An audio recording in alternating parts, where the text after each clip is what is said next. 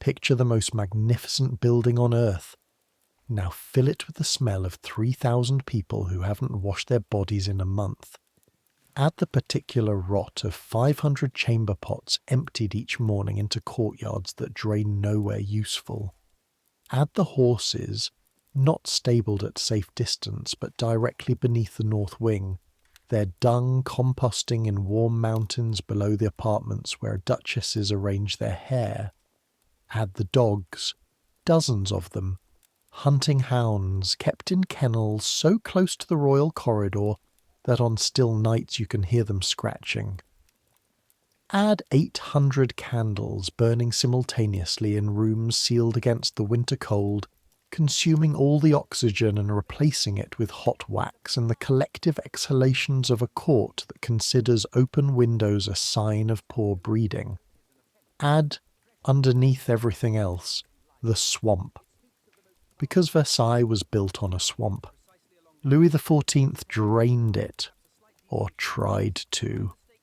But the water table never got the message. The marble floors sweat moisture in summer. The cellars flood in spring. The smell of black standing water rises through the foundations of the greatest palace in the world, like a reminder that grandeur is always, at some level, an argument with the ground. That's Versailles. That is the envy of every monarch in Europe.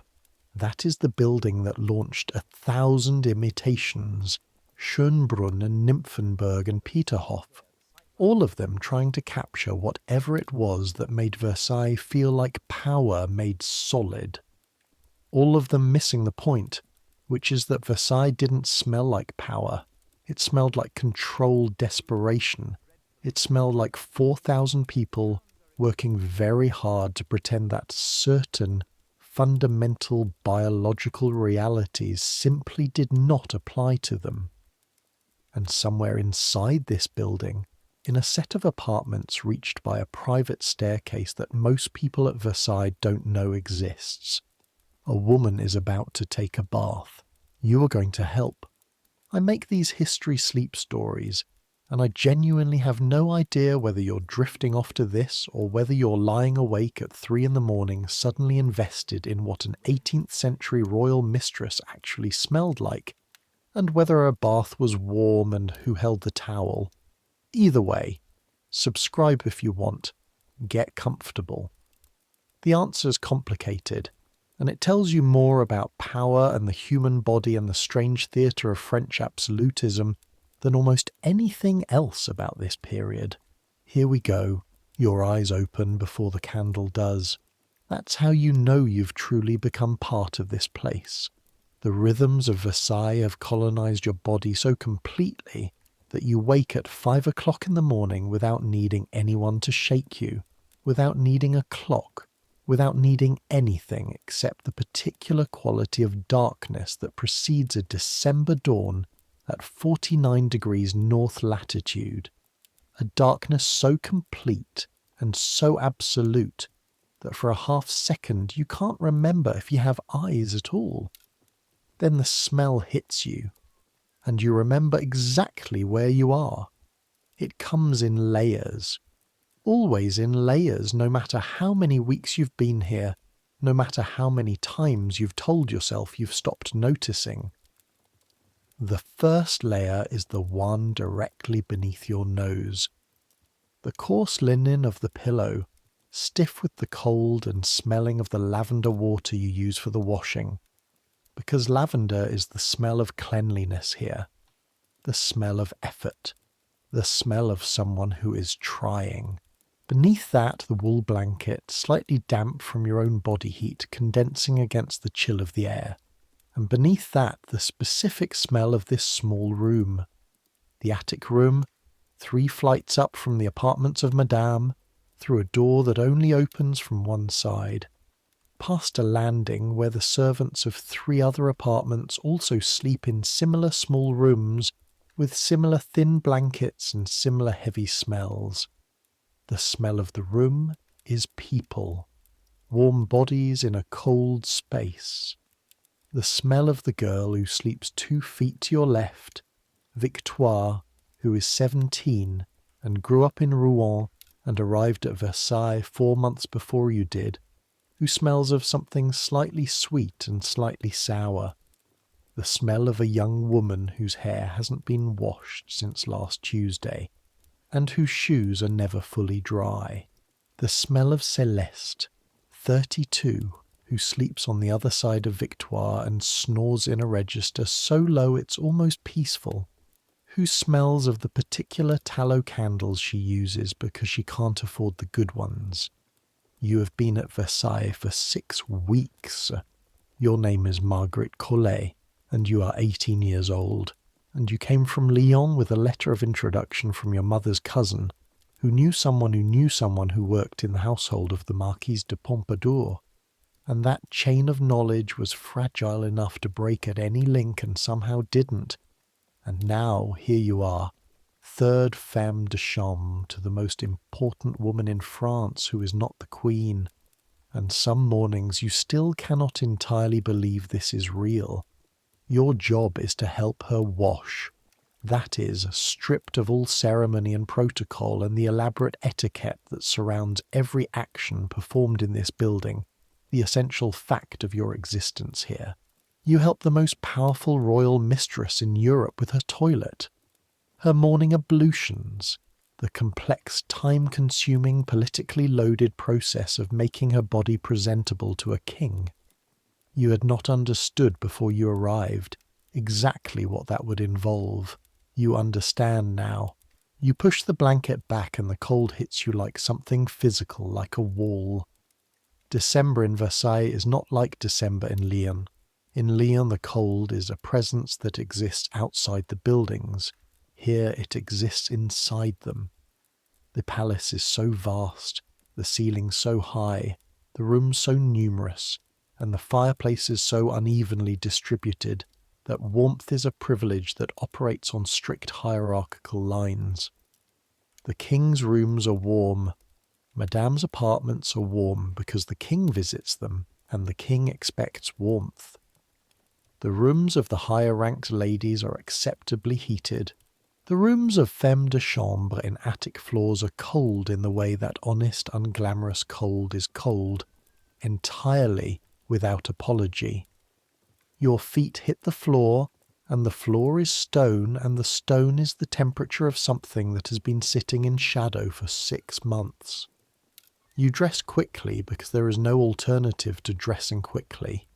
Your working clothes are plain, deliberately so. A dark wool dress, a white apron, a cap that covers your hair. Everything washed twice a week, pressed with a flat iron heated in the fireplace, kept clean with a thoroughness that is partly about hygiene and partly about the social semiotics of this place, where the cleanliness of the servants reflects directly on the cleanliness of the mistress, and the cleanliness of the mistress reflects directly on her relationship with the king, and that relationship is, in the most literal possible sense, the only thing keeping you employed. Victoire is already awake. She's sitting on the edge of the bed doing her hair by feel in the dark, her fingers moving through the familiar routine without needing her eyes. "He's coming this morning," she says. Not a question. She heard what you heard yesterday evening, filtered through the particular system of information that operates in the lower service corridors of Versailles. Not official announcements, not written notices, but the constant low-level exchange of intelligence between footmen and ladies' maids and chambermaids and valets that constitutes the palace's true nervous system. "I know," you say. "Lavender said Madame barely slept." Then she'll want the bath first, before anything. Victoire exhales. You both know what the bath first means in terms of time and effort and physical labour. It means you have approximately 90 minutes before Madame will sit at her dressing table expecting to see a finished product. A woman so immaculate, so perfectly composed, so wrapped in the right scents, and the right colours and the right posture of controlled grace that the King of France will look at her and see not a woman approaching 40 in a court that eats women approaching 40 alive, but something timeless and perfectly calibrated and irreplaceable. 90 minutes. You pick up your candle.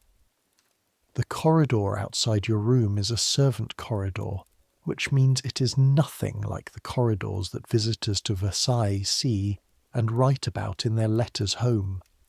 The corridors that visitors see are 40 feet wide and lined with gilt moulding and paintings by Lebrun and marble busts of Roman generals. The corridor outside your room is 4 feet wide, stone-walled, lit by a single bracket holding a tallow candle that someone replaced 2 days ago and that has already burned down to a nub. The floor is bare stone. The ceiling is low enough that Gilles, the tall footman who lives 2 rooms down, has to duck at the beam near the landing. The smell is composite. Tallow candles, cold stone, the accumulated warmth of 20 people sleeping in a row of small rooms, and underneath that, always, the faint smell of the drains. This is the other Versailles, the one that keeps the other one running. You take the back stairs down, 3 flights of stone steps worn smooth in the centre by the passage of feet, not the deliberate ceremonial feet of courtiers, but the quick functional feet of people carrying things, water, food, laundry, fuel. The physical material of palace life, moved through hidden passages by people who have learned the art of invisible labour. Versailles in 1751 houses approximately 20,000 people, depending on how you count. Some 5,000 of them live within the palace proper. The rest are in the town that has grown up around it. Tradespeople, servants of servants, purveyors of every conceivable luxury, soldiers, clergy, hangers-on. But inside the palace, those 5,000 souls are organized into a hierarchy of such precise gradation that the distance between the top and the bottom might as well be measured in light years rather than floors. At the top, the king, Louis XV, 41 years old, 4th year of what will eventually be a 59-year reign, a man of considerable intelligence and considerable melancholy. A man who finds the ceremonies of his own court as exhausting as everyone else does, but lacks the power to change them, because the ceremonies are not incidental to his kingship. They are his kingship. A level below, the royal family. The Queen, Marie Leschinska, whom the king stopped sleeping with decades ago, and who has since cultivated a reputation for piety that functions as a kind of armour, and then, operating in a space that is technically below the Queen and practically above almost everyone else, in apartments connected to the King's private rooms by a staircase of 20 steps. Jeanne-Antoinette Poisson, Marquise de Pompadour, maîtresse en titre of Louis XV, the woman you serve. She was a bourgeoise who became a marquise because the king loved her. She was born in Paris in 1721 to a tax farmer's family, educated as if she were nobility because her mother had ambitions and the money to act on them, presented to the king at a masked ball in 1745 when she was 23 and beautiful and funny and quick, and she had not left his side since, surviving every attempt by every competing faction at court to dislodge her, surviving the king's wandering eye with grace that cost her more than she let on, surviving the queen's glacial disapproval, surviving smallpox, surviving miscarriage after miscarriage, until she accepted that the physical dimension of their relationship was shifting and found other ways to make herself necessary. She was indispensable to him. That was the truth of it. Not because she was beautiful. She had been beautiful and was still handsome. But beauty alone never held a king's attention for 6 years. She was indispensable because she was smart, because she understood him in a way that few people did, because she could make him laugh when nothing else could, because she ran his cultural patronage with genuine intelligence, because in a court full of people competing ferociously for the king's attention, she was the one who actually paid attention to him. And she was terrified every single day that it wasn't enough. You don't know this yet in your 6th week. You're still learning the geography of the apartments, still learning which door sticks and which shelf holds the rose water, and which of the other attendants to trust and which ones to treat with the same polite invisibility you offer everyone else. You're still in the stage of watching and cataloguing, storing every observation like someone building a map of a country they plan to stay in for a long time. But you feel it. The tension that lives in these apartments like a piece of furniture, present in every room, impossible to name, impossible to ignore. She is afraid. The most powerful woman in France is afraid every day. That is the first thing Versailles teaches you about power. The kitchen is already active when you reach it. Not Madame's private kitchen. She has one of those.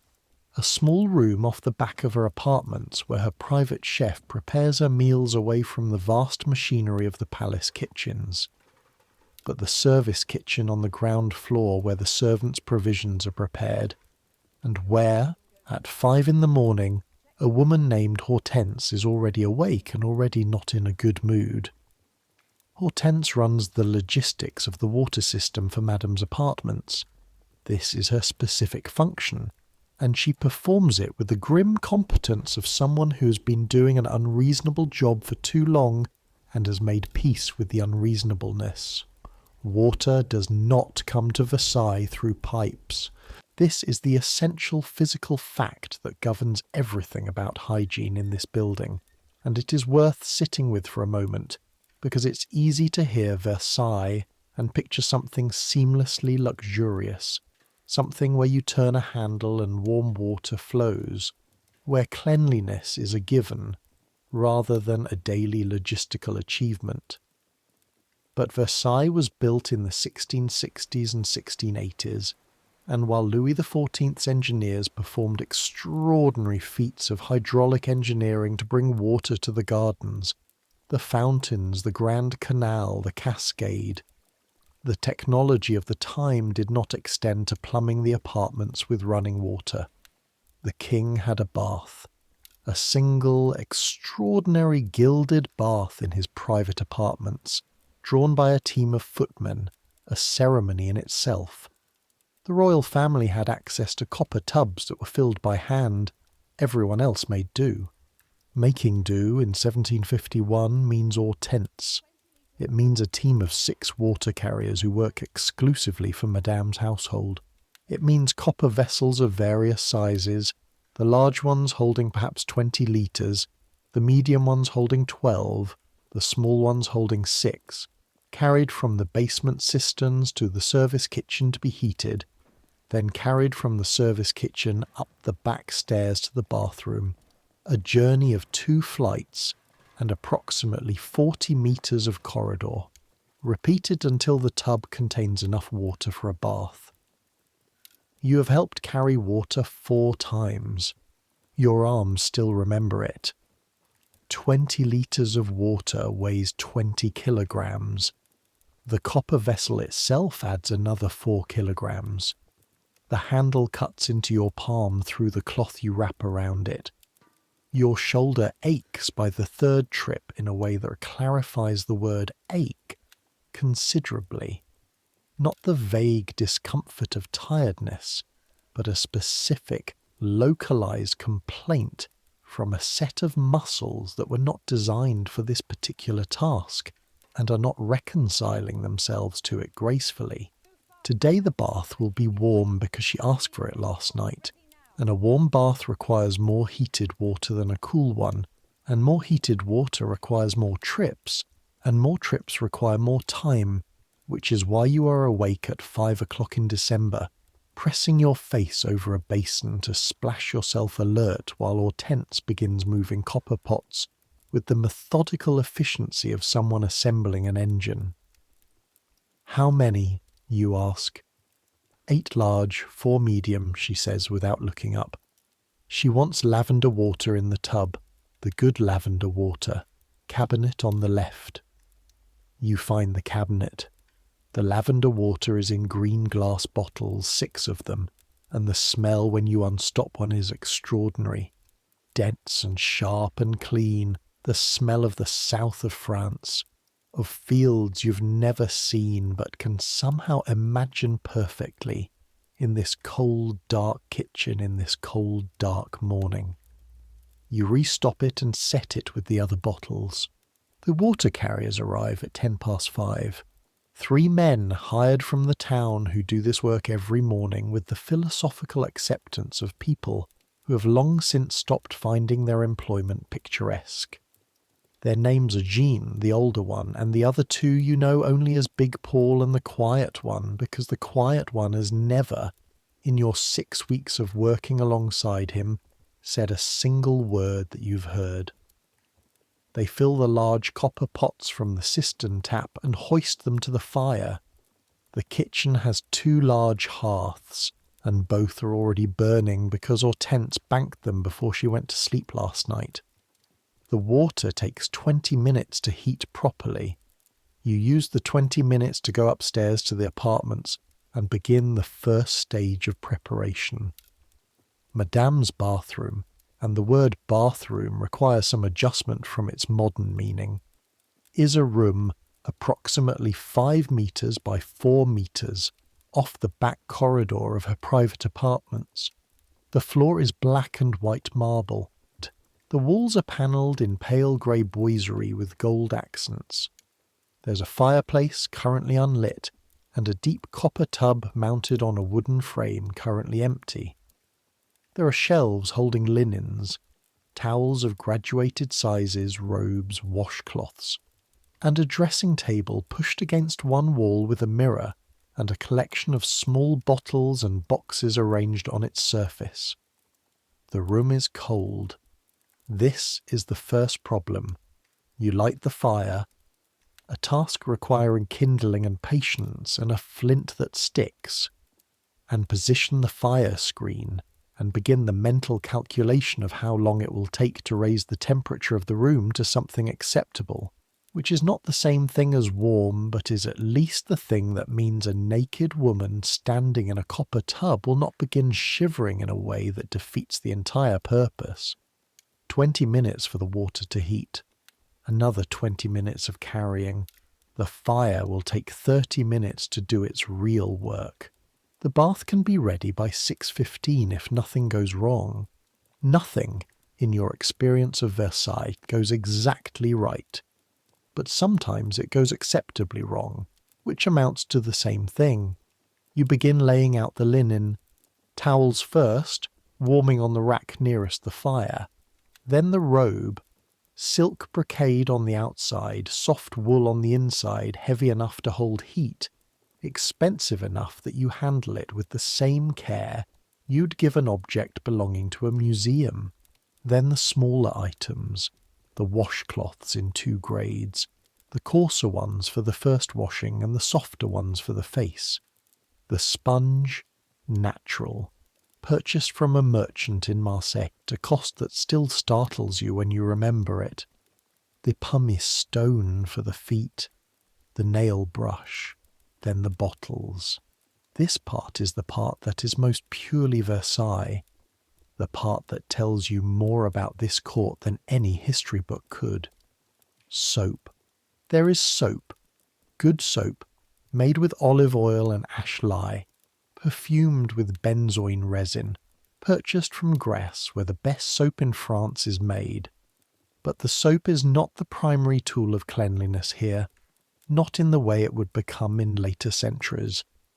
At Versailles, in 1751, the logic of hygiene is fundamentally different from anything you'd recognize from the outside world. It is the logic of linen. You change your linen every day. Everyone at Versailles who has any pretension to cleanliness changes their linen every day. The linen performs the function that washing would perform if washing were more practical.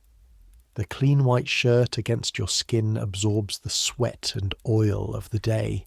You remove the shirt. You put on a clean shirt. Your body has, in this logic, been cleansed. The linen is the intermediary between the body and the world, and as long as the linen is clean, the body is, by the court's definition, clean. This is not a failure of intelligence. This is a rational adaptation to conditions, bathing in the modern sense, full immersion in water, regular, routine, requires warm rooms, abundant hot water, and a cultural framework that doesn't associate full immersion with health risks. In 1751, doctors are still arguing about whether bathing opens the pores in dangerous ways, whether cold air entering an unprotected body after bathing causes fevers, whether the act of washing strips the skin of its protective coating and leaves it vulnerable to miasma. Madame doesn't entirely believe these theories. She is, intellectually, a modern woman, a woman who reads Diderot and Voltaire, who patronizes the philosophe, who finds the wilder superstitions of the Ancien Régime tiresome, but she operates within a culture that has built its entire understanding of the body around this linen logic, and even her personal skepticism is constrained by practical reality. Full baths require enormous effort and enormous resources, and while she has those resources, she cannot take a full bath every day. And on the day she does not take a full bath, she relies on the other system. The other system is the perfume system. The bottles on the shelf tell the story. There are 23 of them, and you know their contents and their order and their purposes. Rose water for the face. Orange flower water for the neck and shoulders, spirit of lavender diluted for the arms, benzoin tincture for the chest. A specific blend prepared by a perfumer in Paris, whose name you're not allowed to say outside these rooms, that is applied to certain pressure points, to the inside of the wrists, behind the ears, at the base of the throat. Musk-based essence for the hair, or pomade for the skin, scented with jasmine, powder, cornstarch and chalk, and ground orris root for after.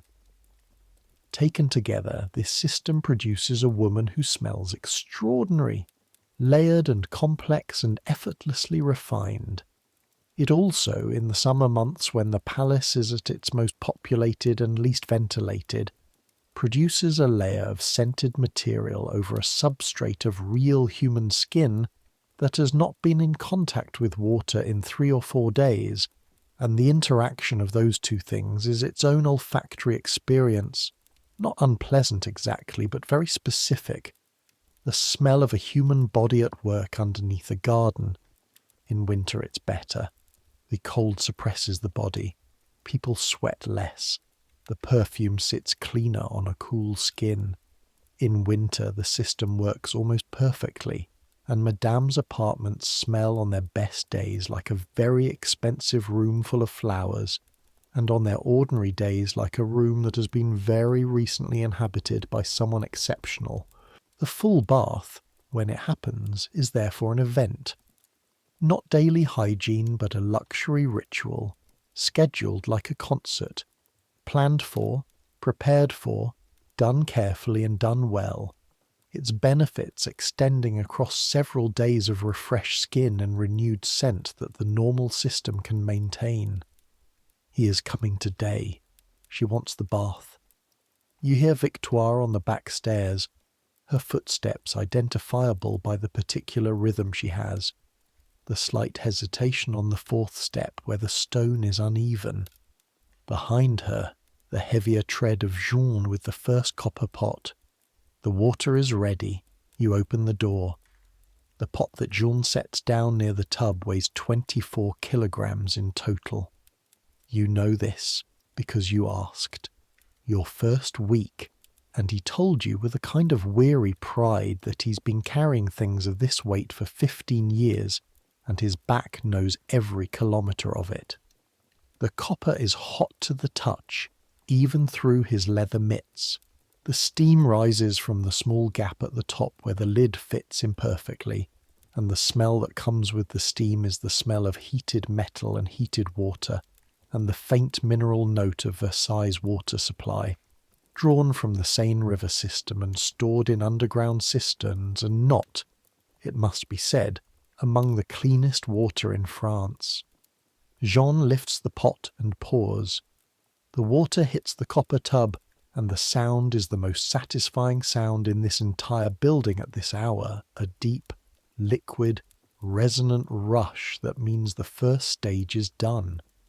The steam rises immediately, billowing up against the cold air of the room, the first wave of warmth that begins to make the bathroom feel like a place a human body might willingly enter. More? Jean asks, though he knows the answer. 6 more large, you say. 4 medium with the lavender water already mixed. He nods and goes back down. Victoire is laying out the final items, the soft slippers for after, the small table with the tooth-cleaning equipment, a silver-handled toothbrush and a box of powder made from chalk and charcoal, and a drop of clove oil, the little jar of lip salve, the eye drops made from rose water, and a small amount of something you've been told is safe and have chosen not to investigate further. Lavende is with her, Victoire says. She was up at 4. Bad night. Lavende is Marie-Anne Lavendier, first femme de chambre, who has been with Madame for 3 years and who occupies a position of such specific and hard-won authority that even the senior ladies of the household treat her with something approaching respect. She is 38 and built like the idea of efficiency, thin and quick, with dark eyes that miss nothing and a face trained to express nothing, and a voice that has 2 registers. The quiet, professional murmur she uses inside the apartments, and the cool, administrative tone she uses in the service corridors to ensure that everyone involved in keeping these apartments functional does so at the standard she considers non-negotiable. She likes you, you think. With Lavende it's difficult to be certain, but she has corrected you only twice in 6 weeks, both times quietly and specifically, without the theatrical sigh that you've heard her apply to Victoire, and this feels like something.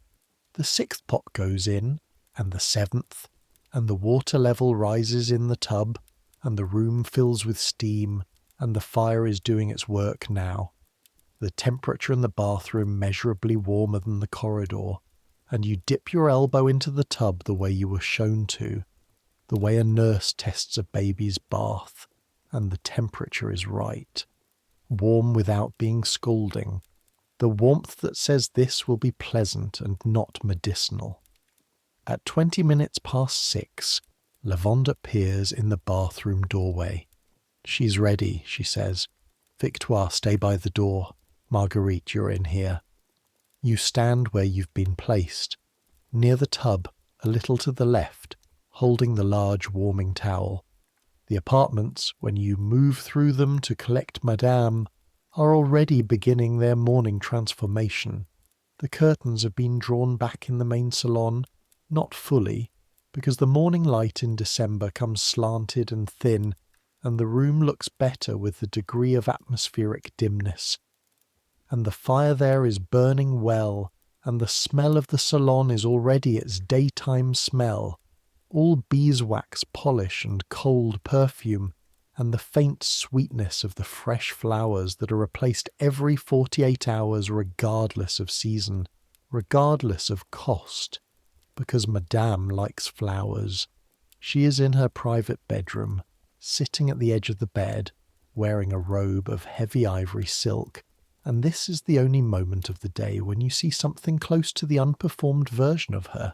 Her hair is loose, which is how she sleeps. You've learned this, that she refuses to sleep with her hair in papers and rags the way many women do, preferring to have it properly dressed each morning rather than torture herself each night. And it falls to her shoulders, dark brown and thick, and without the powder and the careful arrangement it is simply hair. A woman's hair. Something unremarkable and intensely human. Her face without the makeup is a face approaching 40. This is not a criticism. It is simply a face. There are lines at the corners of her eyes and at the sides of her mouth, lines that speak of a life of expressions, of smiling and frowning and thinking hard. Her skin is fair and slightly dry at the temples. Her eyes, which are grey-green, and which everyone who writes about her mentions first, are slightly swollen from the bad night. There is a small raw place at the corner of her mouth where she's been biting it. She looks, in this moment, like a woman under pressure, like a woman who is thinking about a man coming to visit her. Marguerite, she says. She remembers everyone's name. This is part of her power, not supernatural, just disciplined. She learned your name in your first week and has used it correctly every time since, which in a court where senior courtiers routinely address servants by their function rather than their name is a thing you notice. Madame, you say, the bath is ready? Yes, madame. She stands. She moves to the bathroom with a particular walk she has, not the performed walk, the walk she uses in public, which is the walk of a woman moving through space, as though space has been waiting specifically for her. But the morning walk, which is more honest, slightly careful, the walk of someone whose body is stiff from tension and not enough sleep, navigating the world carefully before the day's performance has fully begun. In the bathroom she pauses. She looks at the tub, at the steam, at the arranged linens, at the bottles. Lavender, she asks. In the water, madame, and the benzoin for after. She nods once. She allows Laverne to help her out of the robe, a practised movement, neither of them looking at each other exactly, a kind of choreography developed over 3 years of repetition. And she steps out of her nightgown, and she's standing in the bathroom in nothing but her skin. This is the moment that you have still not entirely mastered. Not the nakedness itself. Nakedness at Versailles is less private than anywhere you've encountered. The royal toilet being practically a public event, the whole court organised around the idea that the noble body belongs to the hierarchy, in a sense that the lower body does not, that the price of rank is the surrender of physical privacy to the rituals of court, but something else. Something about the specific human reality of a powerful woman without her armour. She has a body. This seems obvious, and it is obvious, but there is something about the distance between the Marquise de Pompadour as a social and political concept, the woman who advises the king, who makes and breaks careers, who is hated by half the court and indispensable to the other half, and the physical woman standing here, slightly cold, slightly tired, slightly afraid. That takes time to absorb. That you're still absorbing, you look at the fire, this is correct. You look at the fire while Madame steps into the tub, one foot and then the other, assisted briefly by Lavende's hand at her elbow, and then she settles into the water with the careful movement of someone entering something both welcome and slightly alarming. And then the sound. A long exhale. Just that. Not a word, just a breath. The warmth of the water after the cold of the bedroom. You understand it without being in it. That exhale is 6 weeks of pressure and the sleepless night and the anticipation of his arrival all releasing by 1 degree. The animal pleasure of heat on cold skin overriding everything else for exactly as long as it takes to exhale. Then her eyes open, and the day begins again. Lavende, she says, tell me about the morning. This is how Madame takes in information. Not from official sources, not from the morning dispatches that sit on her desk. She will read those later. But from Lavender, who has spent the first hour of every morning collecting the intelligence of the service corridors, the things the valets overheard, the things the chambermaids saw, the things the kitchen staff knew because they had fed the people who knew the things. Lavande stands near the tub with the sponge and begins. The Duchesse de Nivernais arrived yesterday evening with her daughter. They have rooms in the south wing. Madame considers this while Lavande sponges her shoulder. And Madame Buffon is unwell. Gastric. She won't be at any functions this week.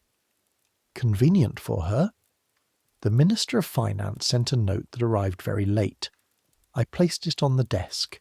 Monsieur de Tourneham said, I'll read it. A pause. What else? There is talk about the opera casting. Another pause as Lavande works. And Mademoiselle L. has returned from her father's estate.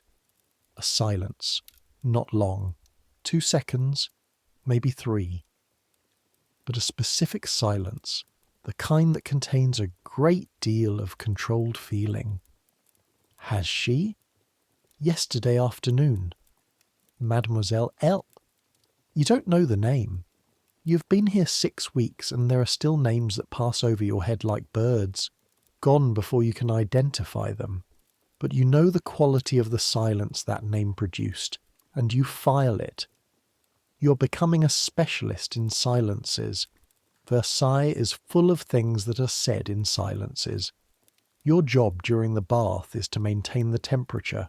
This means carrying the small additional pots of hot water, heated separately, and held in the warming cabinet you prepared earlier, and pouring them carefully at the far end of the tub, near the feet, where they mix with the cooling water without shocking the skin nearer the centre.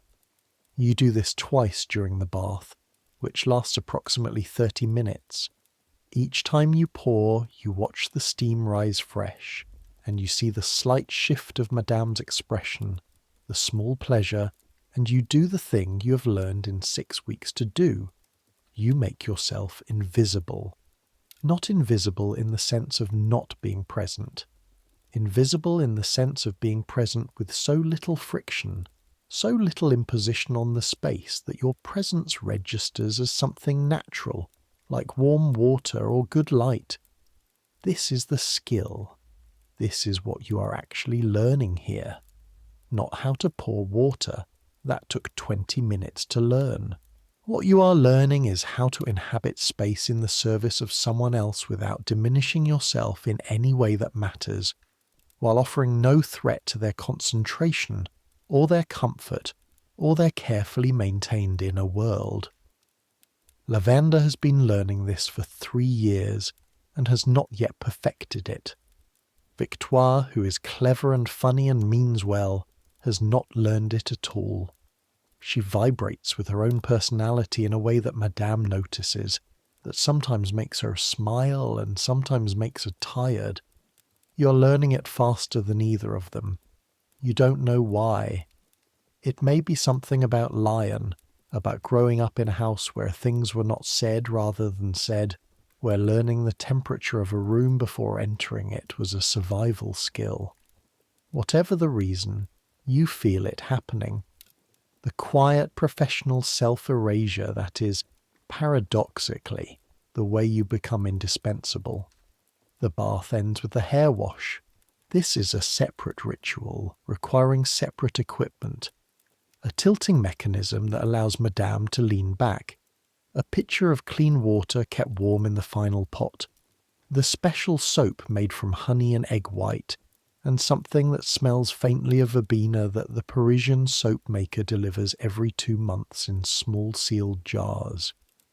You wash her hair slowly, working from the scalp outward, feeling the resistance of the hair against your fingers, the heat of the water cooling on your hands, and you are careful, very careful, near the left temple where she has a sensitivity she mentioned once, quietly, and you noted it, and have never pressed there since. When the hair is rinsed and her head has been wrapped in the first warm towel, you hand her out of the tub, not lifting, just steadying the correct amount of assistance that acknowledges reality without making too much of it. And the second towel goes around her shoulders, and the third, the largest, around her body, and the robe is waiting, held open by lavender, and she steps into it. She's warm now, cleaner. The anxiety of the morning still present in the set of her shoulders, but muffled slightly by the bath, the way warm water muffles everything. "Thank you," she says. This is also a notable thing. She thanks you. Not all noble women thank their attendants. Not all of them think of it. Madame thinks of it. Then the work begins in earnest. The toilet, the full ceremony of dressing and preparing, takes between 70 and 90 minutes on ordinary days and longer on extraordinary ones. Today falls somewhere in between, not a state occasion, not a formal court function requiring the full ceremonial dress and the hours of preparation that involves, but his visit, which is both private and consequential, which carries the full weight of 6 years of relationship and the current particular anxiety of its maintenance, requires something more than ordinary, requires, in Madame's own private vocabulary of appearance, what you have come to think of as her careful armour. The room that serves as a dressing room is directly off the bathroom.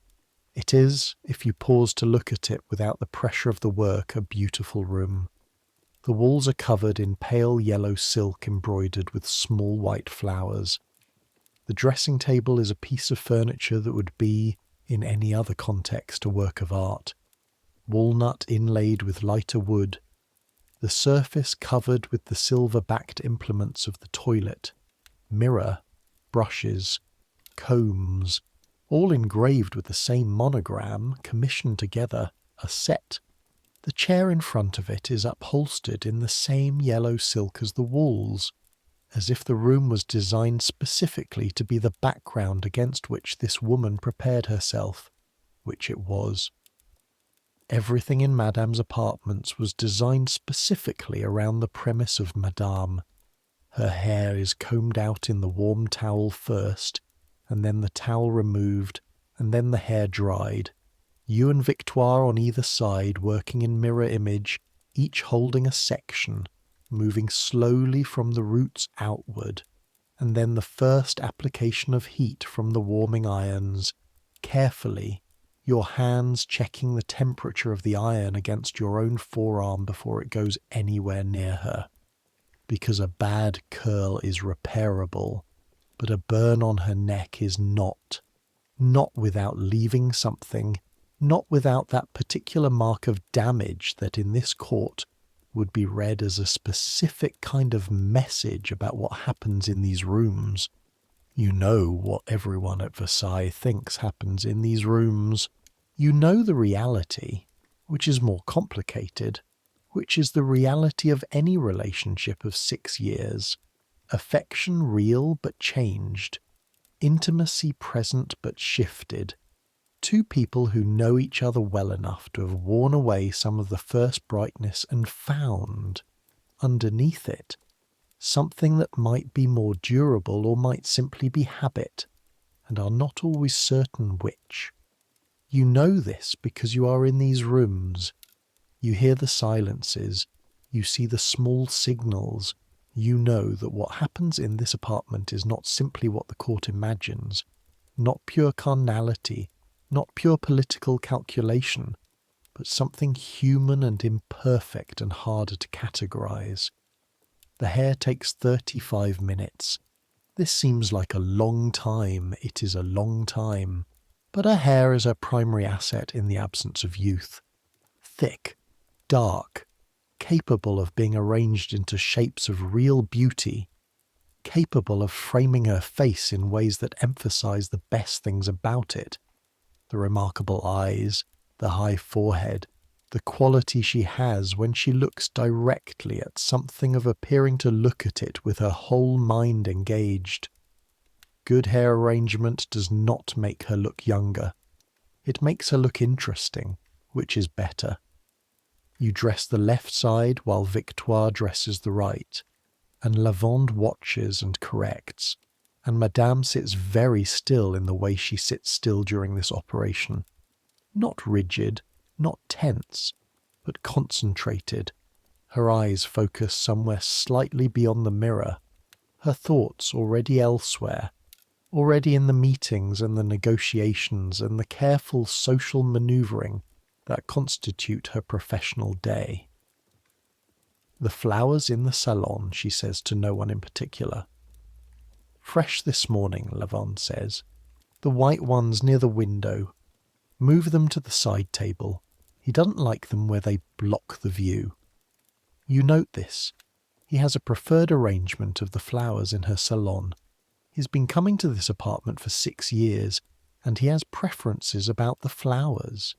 This is a level of domesticity that the court does not know about, and that you will not speak of. The powder comes after the hair is set. This is Versailles' most visible signature, the white powder that covers the hair of every person of quality in this building, that clouds the air when applied, that settles in the creases of the skin and in the weave of the fabric, and that you are still, 6 weeks in, finding in places you did not expect it, in the corners of rooms, in the pages of books, in the fold of your own apron, despite having never stood in direct line of the puffing process. The powder puff is the size of a small pillow. The powder itself, starch and chalk and orris root, finely milled, white as February, sits in a large flat box on the dressing table. Lavande handles the application, standing behind Madame, working in the practiced rhythm of someone who has done this hundreds of times. The gentle patting and blowing that settles the powder into the hair without creating a visible caking, that leaves it with the right texture, soft, matte, white, and without coating the face, which is receiving different attention. The face requires its own sequence. This is not the dramatic artifice of stage makeup. Madame is not a painted woman in the caricature sense. She's not whitened chalk and rouged spots. Her application is skilled enough to read from any normal social distance as essentially natural. The foundation is a cream preparation, pale but not white, rubbed into the skin with a soft cloth in circular motions, you doing the temples and hairline while Lavande does the centre of the face, a fine powder to set it. A very small amount of colour on the cheeks, barely there, just enough to distinguish her from the pallor of the morning and the pallor of the powder. The lips, a preparation of beeswax and carmine and something that makes them appear slightly fuller, applied with a tiny brush. The eyes are last. A darkening of the brow with a fine brush and a dark powder. Kohl at the lash line, applied so finely you could mistake it for the natural shadow of the lash. And then, by some combination of these applications and the particular quality of her attention, the transformation completes.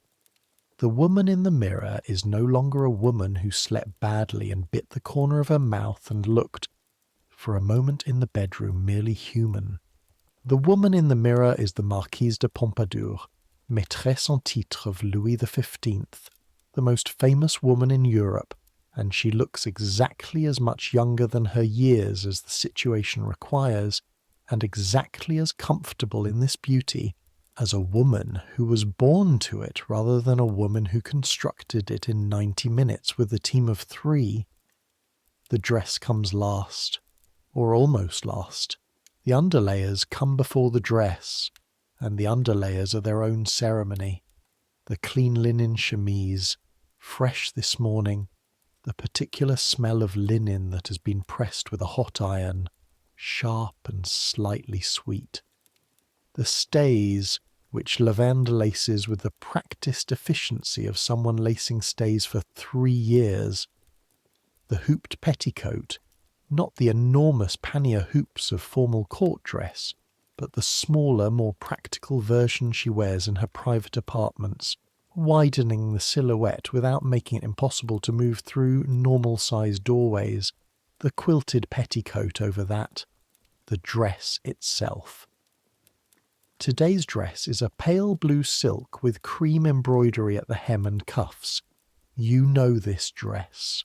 You have pressed it yourself twice, standing at the long ironing table in the service room with the iron in your hand, and the fabric stretched over the padded surface, and the particular focus required to move an iron across silk without leaving the mark of the iron's edge. The embroidery at the hem is worked in a pattern of small flowers, real flowers, identifiable, a rose, a lily, a sprig of something that might be lavender.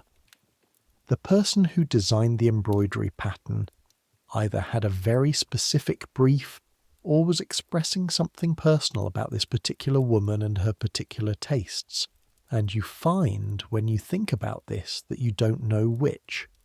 The dress goes on with the specific technique required by its construction. You on the left, Victoire on the right, the fabric held wide, Madame stepping into it rather than it being placed over her head, which would disturb the hair. Lavender fastens the back, 17 hooks. You count them every time. When Lavender steps away and Madame turns to the full-length mirror, the mirror is 6 feet tall, Venetian glass, framed in gilded wood, positioned at the end of the dressing room specifically for this moment of final assessment. The room is briefly quiet, not with anxiety, with completion. She looks at herself for perhaps 10 seconds. Her face is unreadable. Then, the lace at the cuffs. You knew it. You saw it too. The left cuff slightly looser than the right, a pin missing somewhere in the hidden structure. 2 minutes, you say, and you have the small curved needle and the thread that matches the cream lace already in your hand, because you saw it when you held the dress, and you repinned while Lavender watched, and Madame stood very still, and when it's done she checks the mirror again and says nothing, which means it's right. It is 6 minutes past 8. He will arrive sometime between 10 and noon. This is how it works.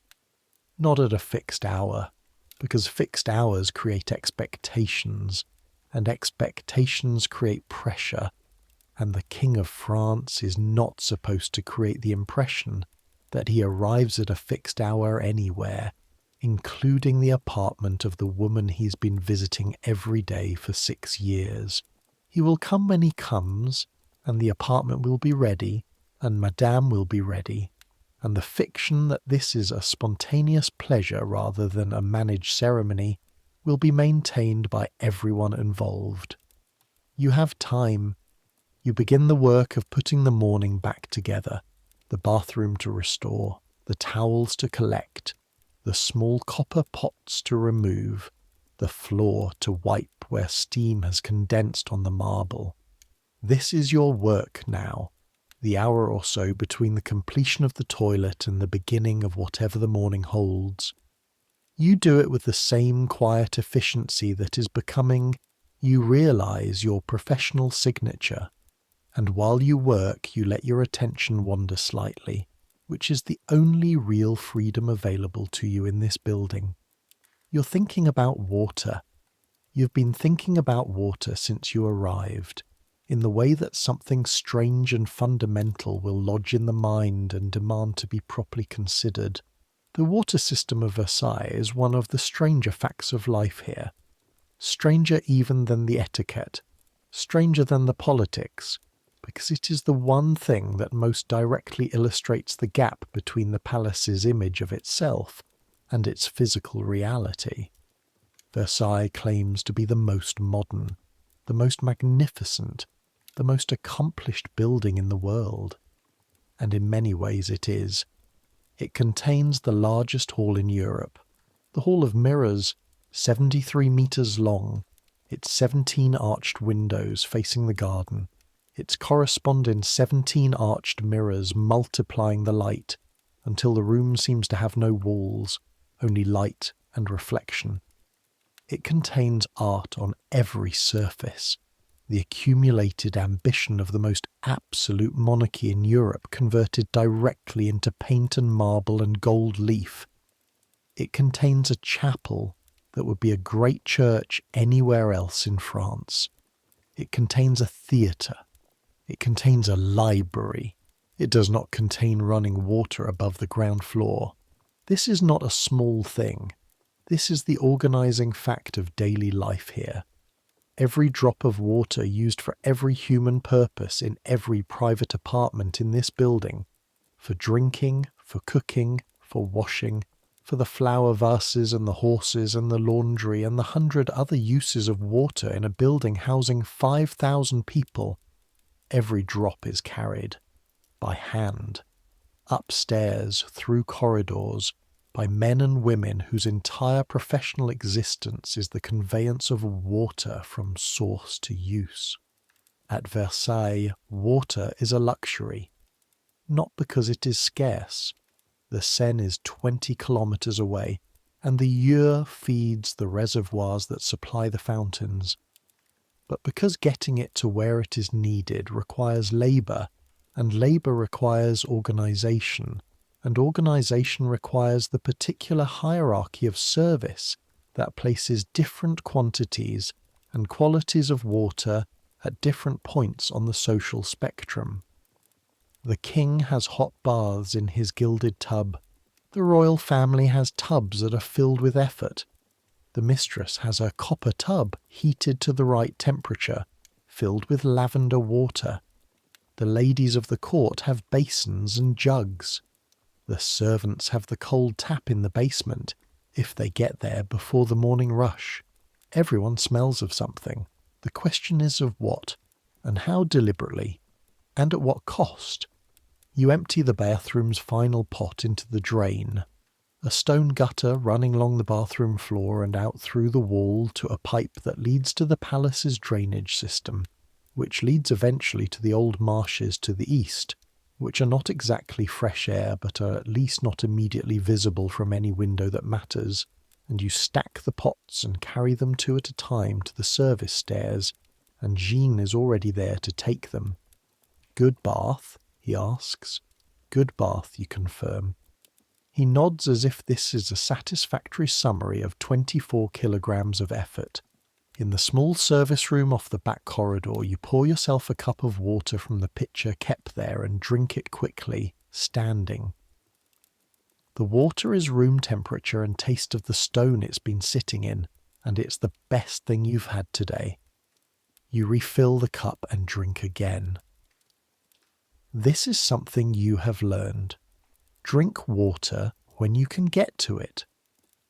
There are points in the day when you're in the apartments, and the apartments do not have a place for you to drink water without it being visible, and visible is not what you should be, and so you go hours sometimes on nothing.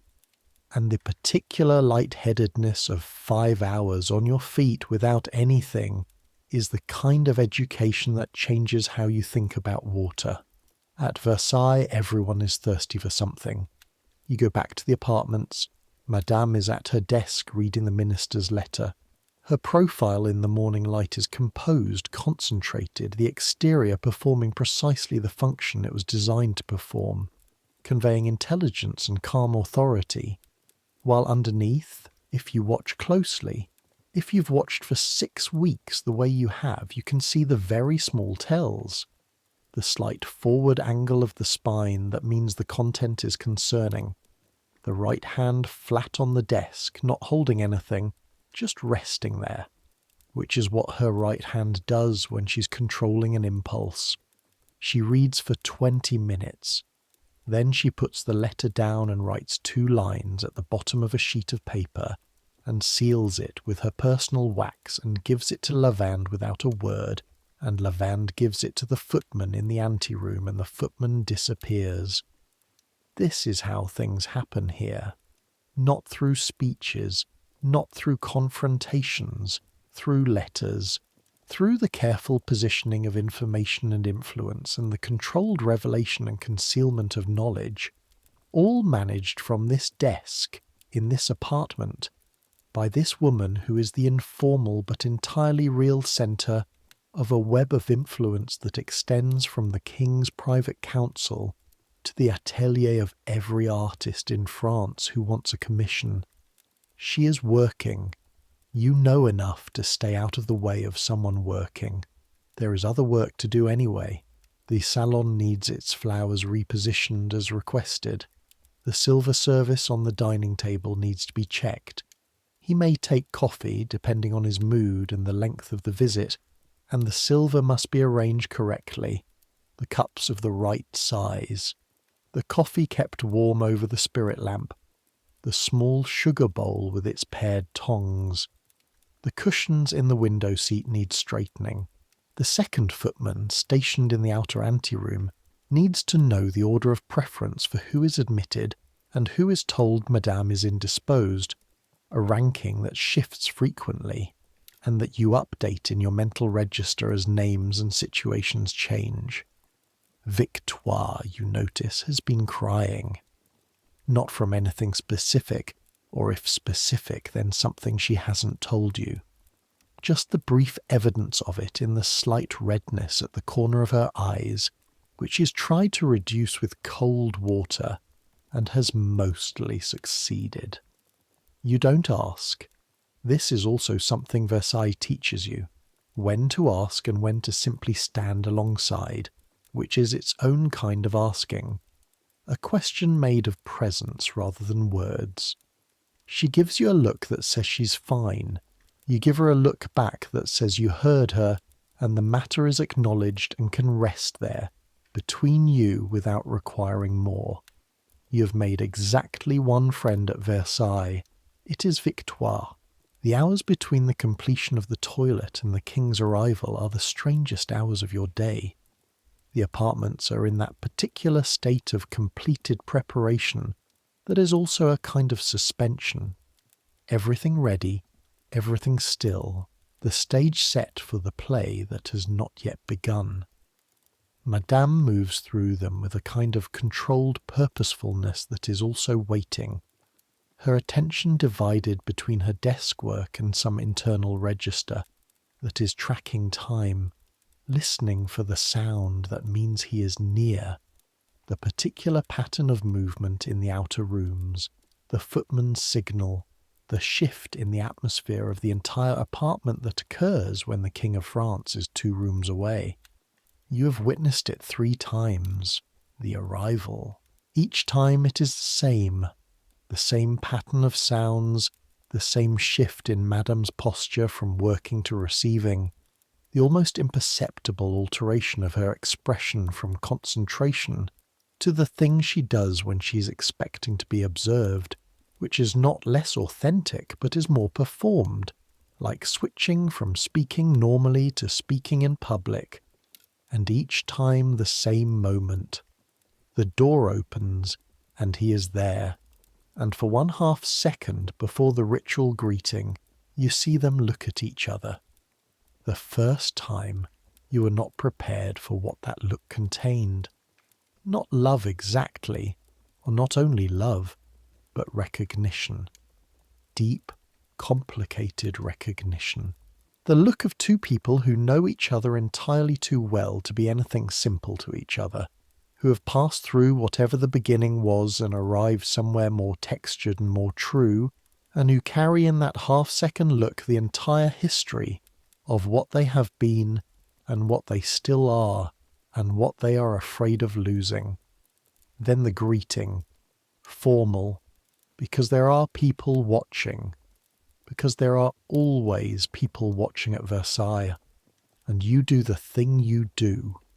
You become furniture. Today, at 11:23 in the morning, the door opens. He is shorter than you expected. This is always the first thing people say who see him for the first time, and you have observed it in the faces of every new person who witnesses an arrival and tries to compose their expression into something appropriate. The king is not as tall as kings are supposed to be. He is perhaps 5 feet 8 inches, well built, dressed in the particular understated luxury of a man who can afford to make understatement look magnificent. Dark blue coat, no excessive embroidery, the star of his order at his chest, which is really the only piece of theatre he needs. His face is the interesting part. It is the face of a man who is both melancholy and amused, often simultaneously. A face that has spent 41 years being looked at, and has developed the particular quality of faces that are always observed. A slight remove, a slight watchfulness, as if even in private he is watching the scene from a slight distance. He enters without ceremony because the apartments are private, and he has been entering them for 6 years. He greets Madame in the low voice he uses here, which is a different voice than the public voice, warmer, with a quality of actual attention that the public voice never quite has. They move toward the window. You and Victoire and Lavende position yourselves in the outer positions of the room, present but not present, the practiced invisible triangle. He says something that makes her laugh, not the public laugh, the real one, the one that happens with the shoulders slightly. You watch the flowers. The white ones are at the side table, where she had you move them. You're thinking about something that happened yesterday, a small thing that has been troubling you slightly. One of the chambermaids, a woman named Thérèse from Normandy, found something in the corridor outside Madame's service entrance, a note, folded 4 times, addressed to no one. Thérèse gave it to Lavende, and Lavende read it and put it in her apron pocket and said nothing, and her face gave nothing away, which is Lavende performing at her absolute best. You saw what was in the note because you were standing next to Lavende when she unfolded it, and the handwriting was large enough to read from your angle, which was an accident and which you treated as entirely not having happened. But you know what it said. 8 words.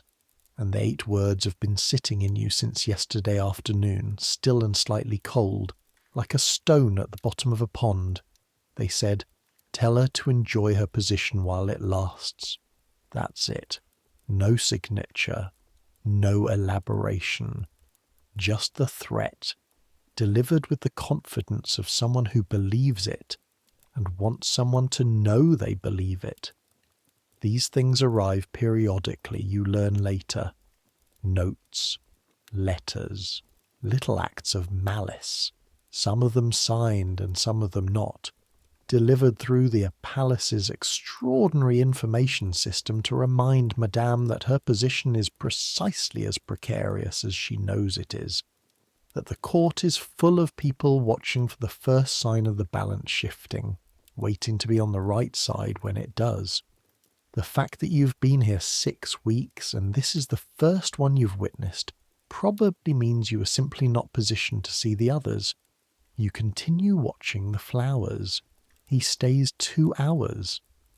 This is on the longer side for a morning visit.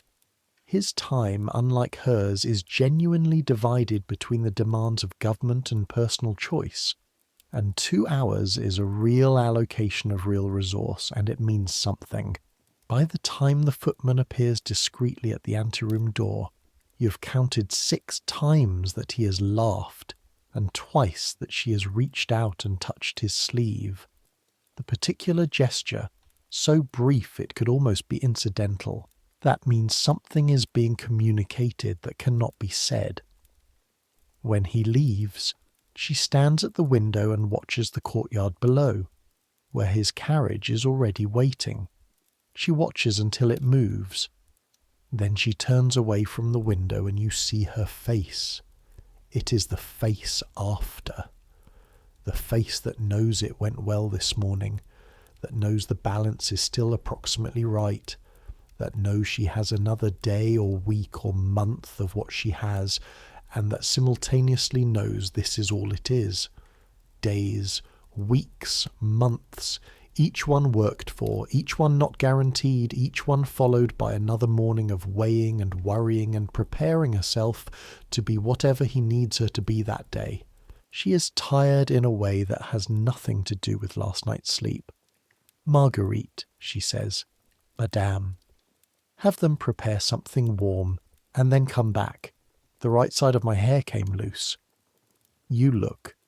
A single pin, slightly displaced by the morning's conversation and the 1,000 tiny movements that accumulate over 2 hours. Barely visible. You noticed it 20 minutes ago. Yes, madame, you say, and you go. The afternoon has its own rhythm, different from the morning's concentrated intensity. After the lunch, which is another small ceremony, the placing of the covers, the arrangement of the food, the question of whether she will eat formally or informally, decided today on the side of informally, which means the side table with the simpler service and the option to eat standing and moving rather than seated and composed. She has visitors, 3 of them today, arriving at spaced intervals, each one performing the specific social ritual of the afternoon call with varying degrees of skill. The first is a man from the ministry whose name you don't catch, and whose purpose is official enough that you are not supposed to be in the room while he is there, and you busy yourself in the dressing room instead, cleaning the implements of the morning toilet with the small tools designed for this purpose. The thin brush that cleans the comb teeth, the soft cloth for the silver back of the brush, the damp rag for the powder residue on the dressing table surface. The second visitor is a woman, 40 perhaps, dressed well, but with the slightly incorrect note that marks someone who grew up away from court and has learned its codes later in life. She and Madame talk for 45 minutes about something involving the opera, and you are present in the room as an unremarkable piece of it, hands folded, positioned near the door, and you listen without appearing to listen, and you learn several things about the current state of the opera's patronage that you will find interesting to think about later, alone in your attic room. The third visitor arrives at 4 in the afternoon without announcement, which is the first thing wrong. Visitors to these apartments arrive with announcement, with the footman's warning, with the understood social protocol that one does not simply walk in. But she, and you know her, you've seen her in the outer rooms before, a tall woman with black hair going grey and an expression of permanent slight displeasure, the Comtesse de L, who has rooms in the south wing, and who occupies a position in the court hierarchy that is, technically, higher than the Marquise de Pompadour's. She comes through the door with the footman behind her, making the specific face of a footman who has just lost an argument about precedent. The room shifts. You feel it as a physical thing, not fear exactly, and not yours anyway, but the arrival of a specific kind of tension, the tension of an encounter for which the rules are contested. She outranks Madame in the formal hierarchy. But in the practical hierarchy, in the hierarchy of who has the king's attention, and who is therefore the real centre of gravity in this building, she does not. Both women know this. Both women are very carefully not acknowledging that they know it. Madame la Comtesse, Madame says, and her voice is perfect, warm, composed, the slightest possible calibration of formality that acknowledges the rank without conceding the ground. I was passing, the Comtesse says, which is a lie of the specific Versailles variety, the lie that claims things happen by accident in a place where nothing happens by accident, and she moves into the room as if she's been invited rather than having arrived. You are still. Lavender, across the room, is also still, with the particular stillness of someone who is thinking very quickly. Please, Madame says, gesturing to the chairs near the fire. The Comtesse sits. Madame sits. The conversation that follows is exquisitely, exhaustingly polite. Two women discussing the opera and the upcoming bal de Sifs, and a mutual friend's recent voyage to Rome, and underneath every exchange pleasantry running the live wire of what is actually happening, which is one woman testing another woman's equilibrium, looking for the fault line, the crack, the place where the controlled surface gives way to something less composed.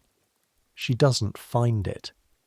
You watch, from your position near the door, Madame handle this with the skill of a musician playing a difficult piece in imperfect conditions.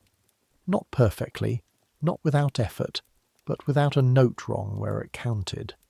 She gives nothing. She takes the note delivery in stride, the implicit reminder that her position is provisional, and she returns it with a smile that could mean anything and commits to nothing. And after 40 minutes the Comtesse leaves with less than she came with. When the door closes, the silence in the room has a specific texture. Victoire releases a breath she's been holding audibly. Lavende moves to the window and watches the courtyard. Madame looks at the fire. "Send for the hairdresser," she says eventually. "I want to change the arrangement for this evening." That is all. No debrief, no complaint, no acknowledgement that anything just happened. This is also a skill. The ability to process difficulty entirely internally, to metabolize what the court throws at you without any of it appearing on the surface.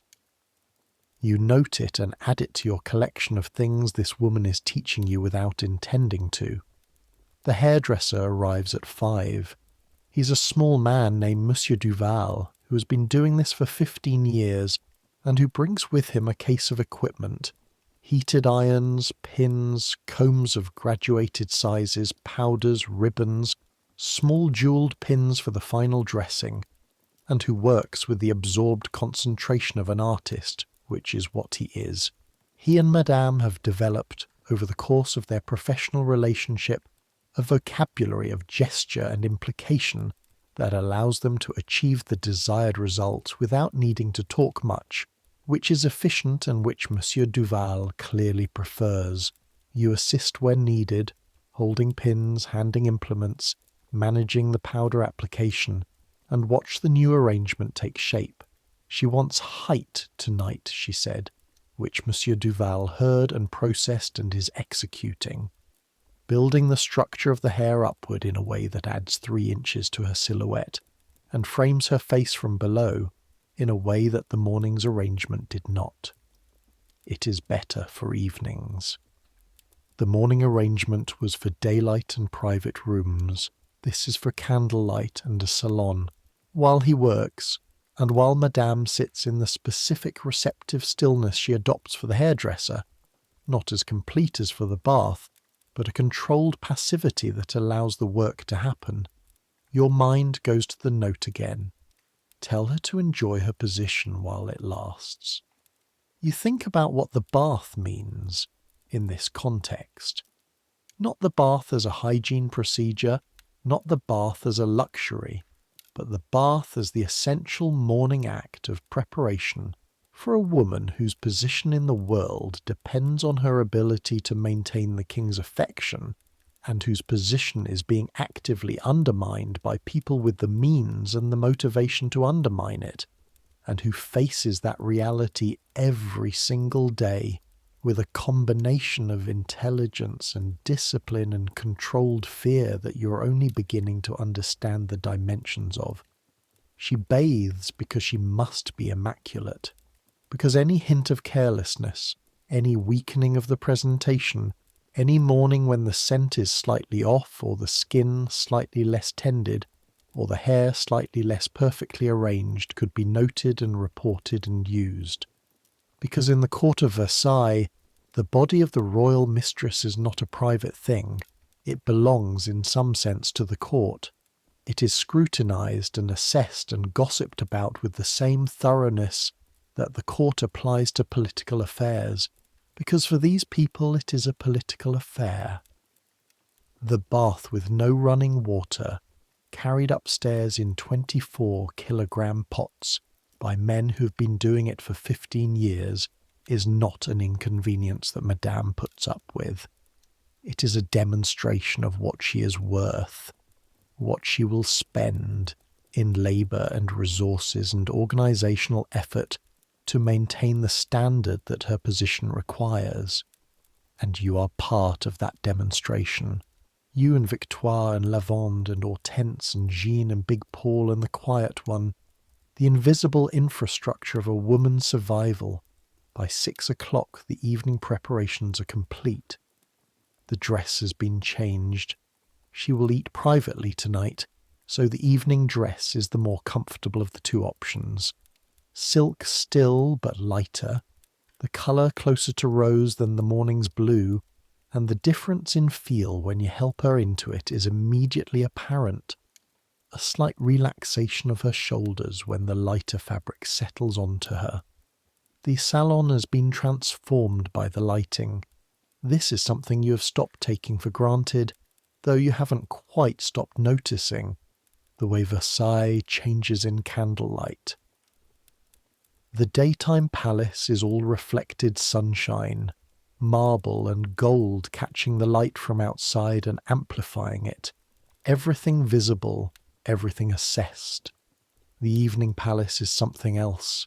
The candles in the chandeliers of Madame's salon number 46, and when they're all lit by the footman at precisely the right moment, not too early, not so late that the room goes dark first, the room transforms into a different version of itself, all amber warmth and shadows that the daylight never permits, and the art on the walls looks better, the flowers look better, the silk of the curtains looks like something carved from light. She looks better. You have thought about this, and you think the best candlelight is designed to do the same thing that good perfume does. Not to lie exactly, but to edit. To present the information of a person, their face, their hair, the quality of their dress and their skin, in the frequency where everything favourable is visible and everything less favourable retreats into the warmth. The king comes to these apartments in the evening sometimes, and in candlelight she looks exactly as she wishes to look, which is to say she looks like herself at her best, or like the idea of herself that she carries in her mind and works each morning to make real. The evening meal is laid, the footman is positioned, the candles are burning, your work for the day is very nearly done. You stand in the service corridor and drink another cup of water, this one cold, fully room temperature now, the afternoon's warmth having dissipated, and you think about the bath. You think about the smell of the palace, which has changed as the evening has advanced. The daytime smell of powder and perfume and horse, and the outdoor cold through corridors is giving way to the evening smell, which is candles and food, and the denser warmth of a building closing itself for the night. All the heat of 5,000 bodies contained within the enormous shell of stone and glass and marble. The smell of a place full of people performing. You think about home, not with the sharp longing of your first weeks, when lion would arrive in your memory sometimes with such force and specificity. The particular smell of the river in summer, the sound of the cathedral bells different from Versailles bells, the face of your mother in the kitchen, that you had to stop what you were doing and wait for it to pass. The longing has changed, become quieter, become something you carry rather than something that arrives. You are here now. You are becoming part of here. You think about whether that is something to be glad of. Victoire appears at the end of the corridor. She looks better than she did this morning. The crying seems to have resolved into something more manageable, the particular calm that comes after an emotion has passed through and left the system clean. Long day, she says. Good bath, though, you say. She laughs, because this is an in-joke now, the thing Jean says. The shorthand for a morning that went correctly. A morning when the water was the right temperature, and Madame was pleased, and nothing went drastically wrong. Good bath. By 8 o'clock Madame is at her own evening, attended by Lavender, and you and Victoire are released from the apartments to the back stairs and the attic room and the thin blankets and the cold that will have, by this hour, worked its way fully into everything up there. You take the stairs slowly because your feet are tired, not the acute specific pain of blisters. You've learned in 6 weeks which shoes to wear and how to stand, but the general tiredness of a body that has been on its feet for 15 hours, the tiredness that settles into the arches and the calves and the small muscles along the shin and announces itself with the quiet persistence of something that has waited all day to say its piece. The corridor outside your rooms smells of the evening's tallow candles and the general warmth of people sleeping nearby. Celeste is already asleep, her low snoring already established. The tiny window at the end of the corridor shows a rectangle of sky, dark, with the particular quality of cloud that comes before snow, heavy and low, pressing the darkness down over the palace and the park and the whole elaborate machinery of this place. You sit on the edge of the bed and pull off your shoes and set them together near the wall, and you pull off your cap, and your hair underneath it is slightly damp from a day of work and the humidity of the bathroom steam, and you sit for a moment with your hair loose and the cold of the room on the back of your neck, and you think. You are thinking about power and water. These two things have become associated in your mind over 6 weeks in a way that feels significant, though you're not yet sure how to articulate it. Power at Versailles is the ability to have things brought to you. Water, heat, food, light, fabric, the labour of other people's bodies, the quantity of things brought, and the quality, and the speed, and the precision. These all measure position. The king has the most, then Madame, then downward through the court in exact proportion. At the bottom, you, who carry the water up. But here is the thing you have observed, the thing that has been accumulating in you for 6 weeks, and that is almost ready to become a thought. Everyone in this building is, in some sense, carrying water for someone above them. The footman carries it for Madame. Madame carries it for the king. The king carries it for the idea of France. The idea of France carries it for something that the architects and the theologians and the painters all tried to make visible and never quite managed. All of it running uphill, all of it costing effort, all of it wearing down the people who do it gradually, invisibly over the years. Tell her to enjoy her position while it lasts. You lie back and pull the blanket up, and the cold of the attic presses in from the ceiling and from the walls and from the window. Outside, Versailles is continuing its nighttime self. The guards on their routes, the card games in the service rooms, the late visitors in the formal apartments, the kitchen producing tomorrow's provisions, the whole endless engine of it running because it cannot stop. Because to stop would be to lose the fiction that makes it all make sense. Somewhere below you, through floors of marble and stone and wood, in the apartments of pale yellow silk with the candles burning and the flowers arranged correctly and the silver service laid ready, Madame is managing another evening of being precisely what the court requires of her. Charming and intelligent and perfectly maintained and subtly afraid and absolutely refusing to let the fear show. She's been doing this for 6 years. You've been here for 6 weeks and you're already tired in a way that goes deeper than your feet. You close your eyes. The palace makes its nighttime sounds. The wind has come up, December wind finding the gaps in the attic's construction, the places where the stone is not perfectly joined, and it makes a sound that is not quite a voice, but has the quality of one. Low, continuous, more animal than architectural. You think about the water this morning, the steam rising off the full copper tub in the bathroom firelight, Madame stepping in, that exhale, the 20 kilograms of effort distilled into one breath of relief, the luxury of warmth as something that has to be carried up 3 flights of stairs before it can be received. There is something in that, some truth about the relationship between labour and comfort, between service and beauty, between the invisible work that makes the visible world possible. You're not quite asleep yet when you hear the wind shift and something that might be snow begin very quietly against the window. Versailles in snow is extraordinary. You saw it once 3 weeks ago. The gardens in the early morning with the first light touching the white coverage, and the fountains frozen, and the whole mathematical precision of Lenot's design visible through the white in a way it isn't in summer. The geometry of absolute control made visible by a foot of undifferentiated snow.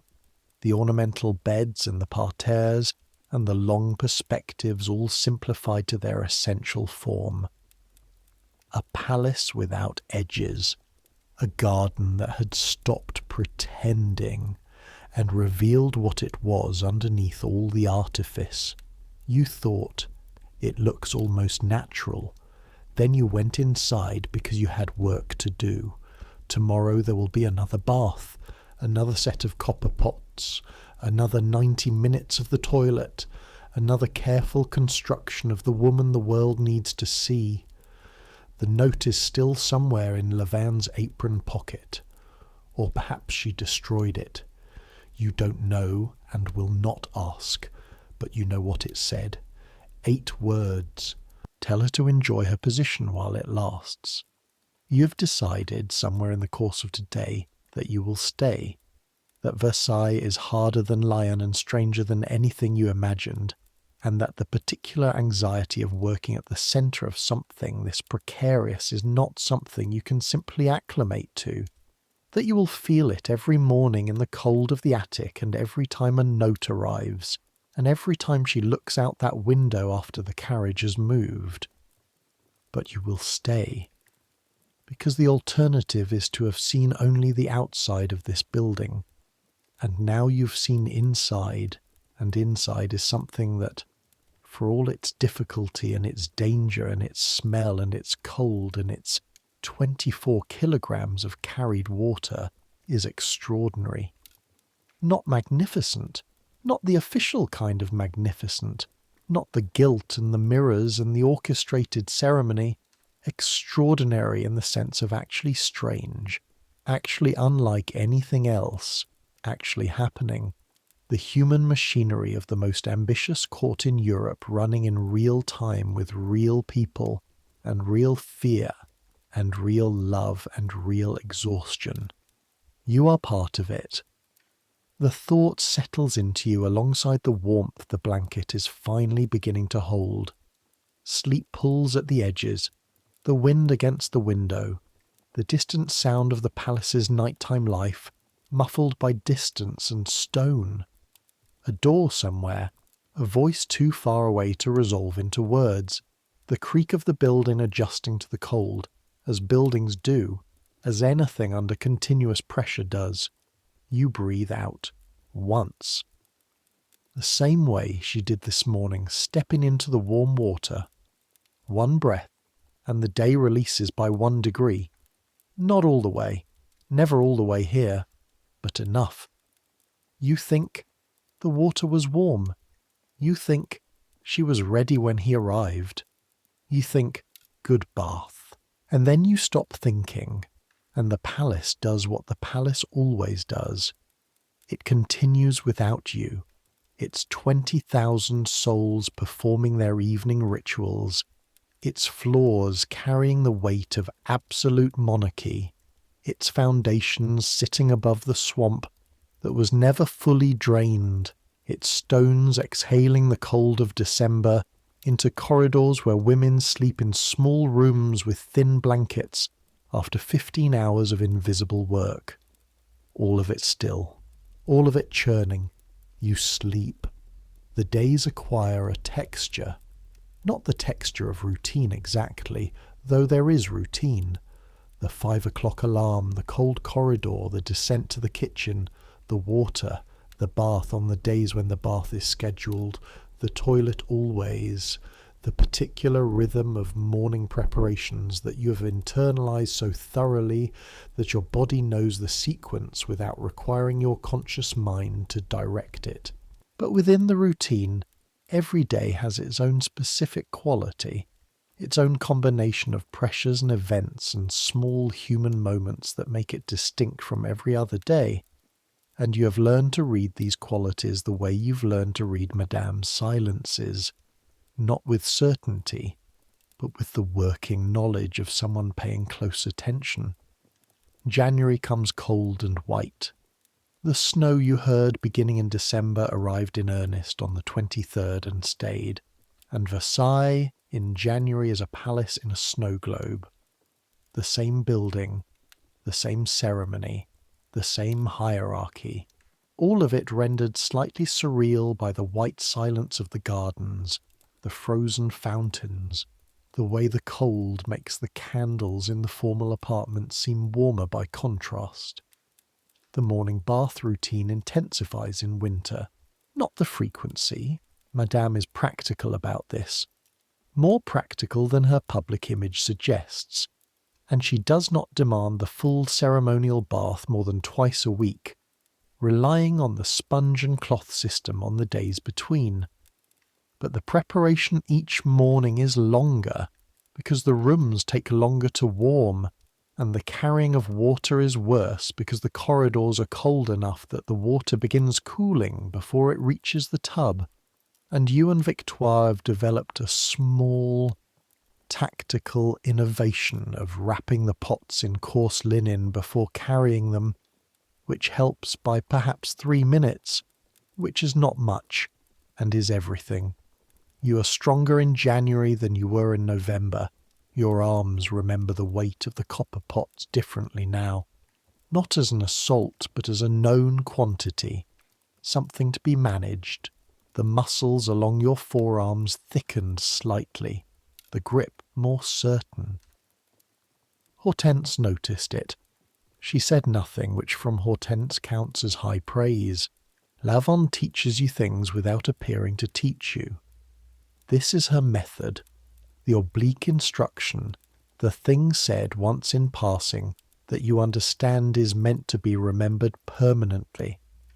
She told you in the second week of January that the quality of a femme de chambre can be measured in 3 ways: how she manages her hands during the toilet, how she manages her face during difficult moments, and how she manages her tongue at all times. She said it while supervising the ironing of a dress. She did not look at you while she said it. She spoke in the tone of someone sharing a mild observation about the weather. You have been thinking about it since. The hands. Your hands during the toilet are good now. You know this because Madame has stopped noticing them, which means they're doing what they should be doing, and doing it without drawing attention. The first time Lavender corrected you, the angle of your wrist when applying the face powder, you felt it as a criticism. Now you understand it was the beginning of an education, and the absence of correction is the evidence of progress. The face. This is harder. Your face, Victoire told you once, is expressive in a way that will either be your greatest asset or your most significant problem, depending on what you do with it. You've been working on this since November. There's discipline of keeping what you see off your face, the habit of neutral reception, and you are better, but not good. And there are moments still, when the Comtesse appears without announcement, when a note arrives and Lavende's expression does not change, when you hear through the service corridor's information system something that surprises or troubles you.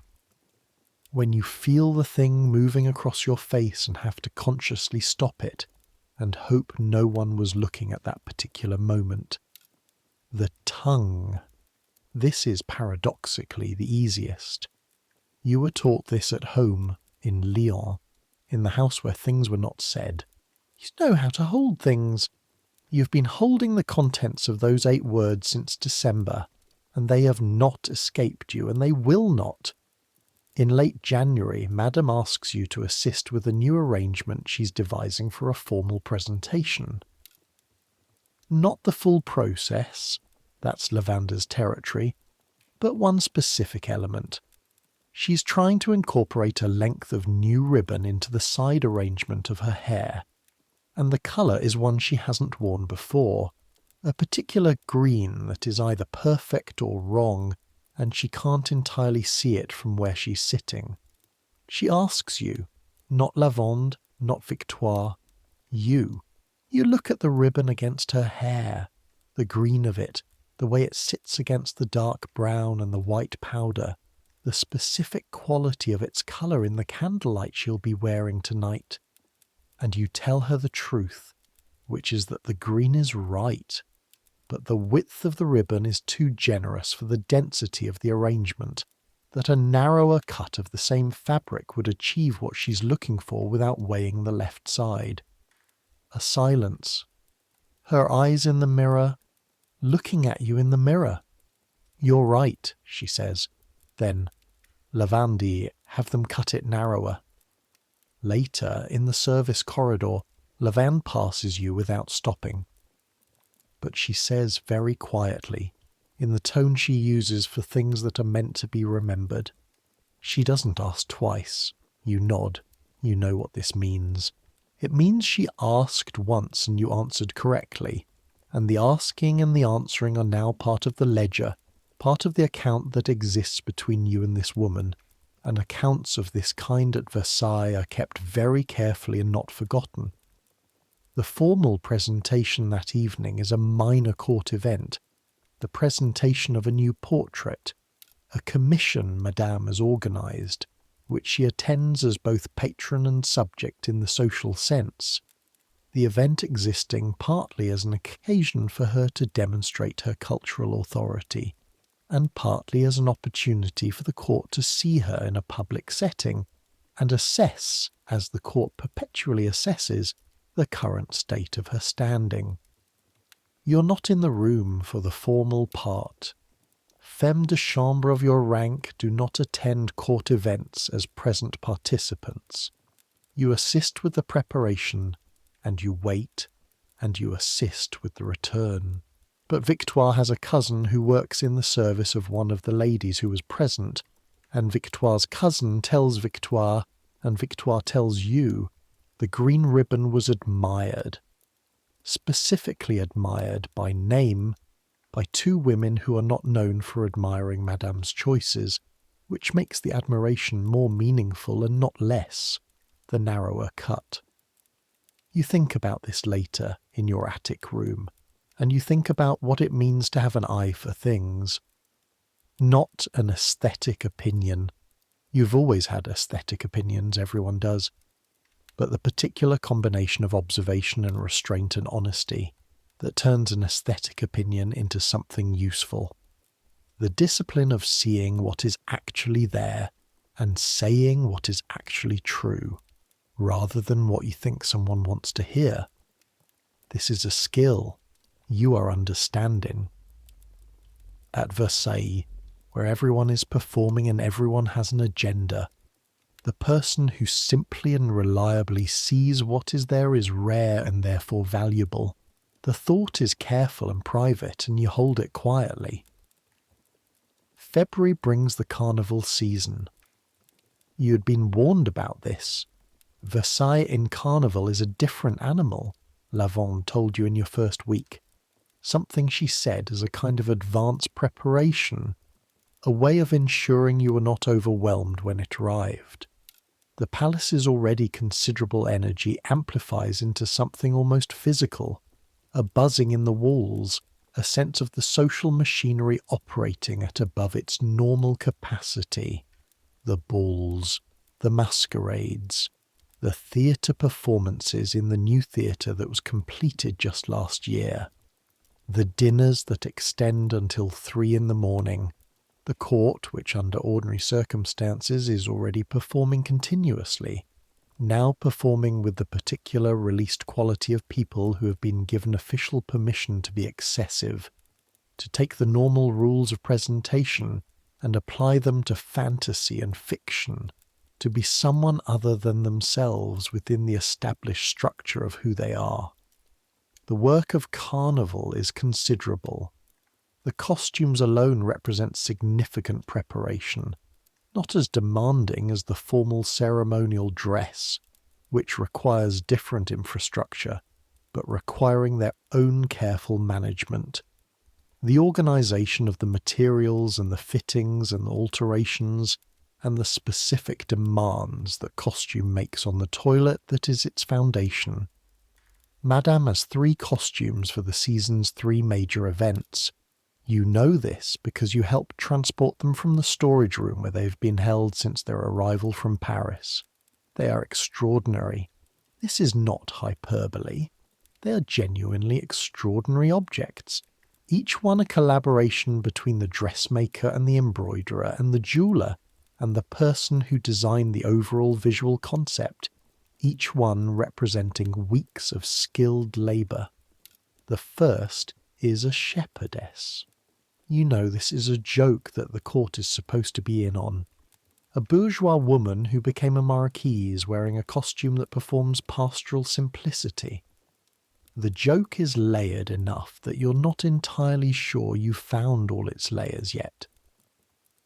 The second is a figure from antiquity, a goddess. The fabric is of a kind you've only seen once before, a silk so finely woven it seems to have no texture at all, just a surface of pure colour, the colour of deep sea water. The third you're not supposed to know about yet, though you do, because the information system of the service corridors ensures that things are known before they are officially communicated. It's designed to make him laugh. That is its entire purpose. Not spectacle, not cultural statement, not power display, just the specific intimate act of making him laugh, of creating something that he alone will fully understand, because only he has the context to understand it. The private joke between people who know each other very well made visible as costume for one evening. This is what she does. This is the skill beneath the other skills. She knows him. March arrives and the carnival ends and the court returns to its ordinary tempo, which is still extraordinary by any external standard, and you are in your 7th, 8th, 9th month at Versailles. And the city you came from is a half memory now, and the city you have arrived in is more real to you every day, and some mornings you wake in the dark before 5 and you lie there for a moment in the cold, and the particular knowledge of this place, and you think, this is where I am. This is the version of the world I am living in. On a morning in late March you are carrying water up the back stairs. 3rd pot, arms knowing it now, the copper warm through the cloth wrapping, and you pause at the landing where the window looks east over the courtyard, the window that faces away from the formal gardens and toward the older, less designed parts of the palace complex, and the light through the glass is the first real spring light of the year, thin still but with something different in it, a quality of warmth that winter light does not have, a promise. The courtyard below is already active, gardeners moving with the particular purposefulness of people who've been waiting for the ground to thaw. A woman crossing the yard with a covered basket, walking quickly, her breath visible in the cold air. 2 men in royal livery with the specific unrushed urgency of people who have somewhere to be and are confident of arriving. All of it continuing, all of it the same and different and deeply, strangely human. You hold the pot and you look out the window and you think about the bath waiting at the top of the stairs and about Madame who has not slept well again this week, because there is something unresolved with the minister that Lavande doesn't know the details of, and therefore neither do you, and about the note that arrived last week which you also should not know about and do. Another 8 words in a different hand.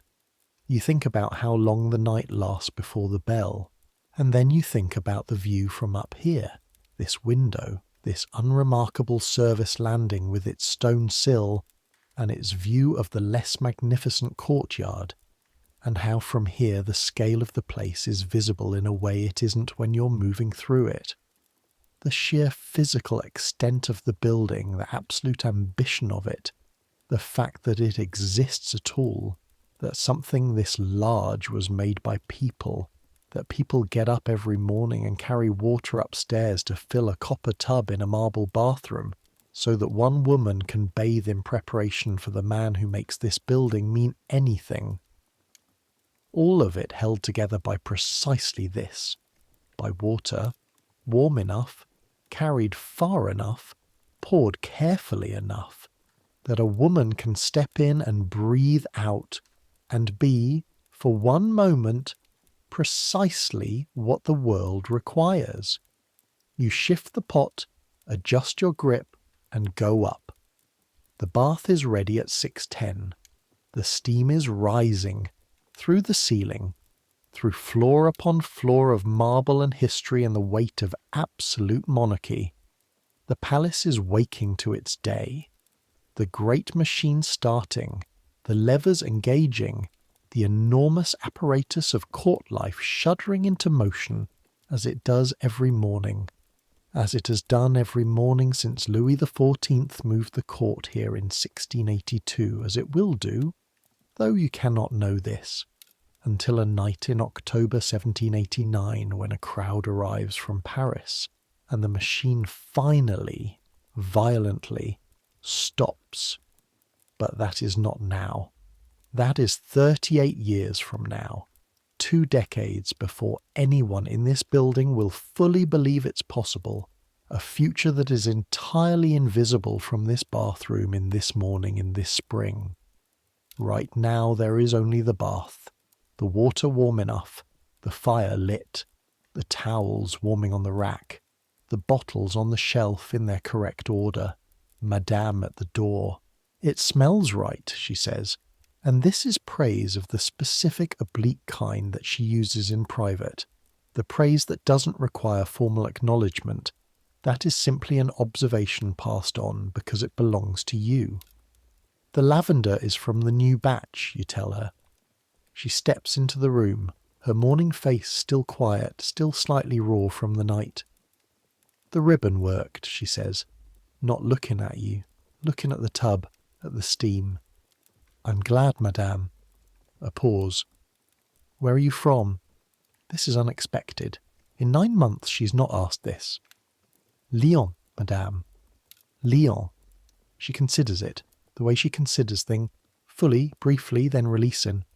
I was taken there once, as a girl. I remember it was full of silk. Still is, you say. She smiles, very slightly. The smile that isn't for display, that happens when something unexpected matches with something true. Still is, she repeats. Then Lavande is there and the robe is being removed and the day's work begins. You hold the towel, you watch the fire, you listen to the steam. The summer comes and the smell of Versailles intensifies. You were warned, and the warning was inadequate. The heat draws out everything the cold had suppressed. The river below the drainage, the horses below the north wing, the particular human density of the building at its maximum occupation, when the summer brings everyone back from their estates, and the corridors are full at all hours, and the competition for water from the basement cisterns means the carriers are working double time, and the quality of the water suffers for it. Madame's response to summer is pragmatic. The bath schedule increases. The sponge routine becomes more thorough. The powder applications become more frequent. 3 times a day on the worst days, the powder reapplied in the early afternoon when the heat has begun its work on the morning's preparation, a quick retreat to the dressing room, a fresh application, back to the salon before the gap is noticed. The perfume changes too. The winter system, dense, warm, benzoin and musk, gives way to summer counterparts, light, clean, the pale floral scents that cut through rather than overlay, rose water and neroli, and a thin application of the verbena tincture that the perfumer in Grasse sends separately, labelled with no name, for summer use only. It is, objectively, the right strategy. You know this because you have been at Versailles long enough now to compare. In winter, Madame's apartments smell magnificent. In summer, they smell appropriate, which in the circumstances is an achievement. The greater challenge in summer is the king's own presence. He's at Versailles more continuously in summer, the hunting season and the garden entertainments keeping him close. And close means the visits are more frequent and more varied. Not just the private morning call, but the afternoon gatherings, the evening concerts, the impromptu suppers that are never truly impromptu. The occasions where Madame must be not just prepared, but radiant, not just together, but inspired, must give the impression that this is not effortful, that she wakes up immaculate. She does not wake up immaculate. You know this better than anyone. You know the tired mornings and the anxious ones and the mornings when she sits at the dressing table and looks at herself in a way that contains something you choose not to put a name to, something that is not vanity and not despair, but something in between, some complex assessment of the distance between what she is and what she needs to be, and the effort of crossing that distance every single day for 6 years, and yet she does cross it every morning, without exception. In July you are promoted. This is not a formal announcement. Nothing at Versailles is announced where it can instead be communicated through the careful movement of authority and responsibility, and the reassignment of positions without anything being said. But lavender moves you from the bath preparation to the dressing, which is the higher skill, the more visible work, the work that puts you directly in service of the person rather than in service of the room. You dress her now, your hands on the stays and the petticoats and the hooks at the back of the gown, your hands in the arrangement of the final details, the cuff, the brooch, the small adjustments that make the difference between assembled and ready. Your hands, which you have trained to be invisible, she notices them, not in a way she says, but in the way her body responds to your touch. Not the wariness of a body uncertain of the hands near it, not the tolerant stillness of a body accepting necessary contact, but the relaxation of a body that trusts the hands, something that does not happen automatically and is not given to people who have not earned it. You have earned it. You know this the same way you know about the ribbon, not because anyone tells you, but because of what she does next. In August, when the senior lady of the household requests that you be reassigned to a different service, a political request thinly veiled, the senior lady testing something about the arrangement of influence in the room. Madame declines. She declines through lavender, who declines through the appropriate channel, and nothing more is said. But you stay. You stay, and you continue to learn, and the autumn comes again, and the cold returns to the attic room, and you pull the thin blanket up in the dark, and you listen to the palace settling. On an evening in October, the specific evening you return to in memory more than any other from this first year, you're finishing the preparations for a private dinner, not a state occasion. One of the small gatherings of 8 or 10 people who make up Madame's real inner circle, the people she relaxes with, in the sense that she allows herself approximately 40% more of her actual self, and the dining room for these evenings has a warmth that the formal salon doesn't. The chairs pulled slightly closer, the candles in the smaller rather than the grander configuration, the flowers simpler. You are arranging the last of these flowers, a compact arrangement for the centre of the table, white and pale yellow, something Madame specified that morning, and that you have executed from memory without needing to check your notes, because you were paying attention when she said it. When she comes into the room for the pre-dinner inspection, she is dressed for the evening. The arrangement of her hair is the one you corrected earlier, the small fault you noticed and fixed before she saw it.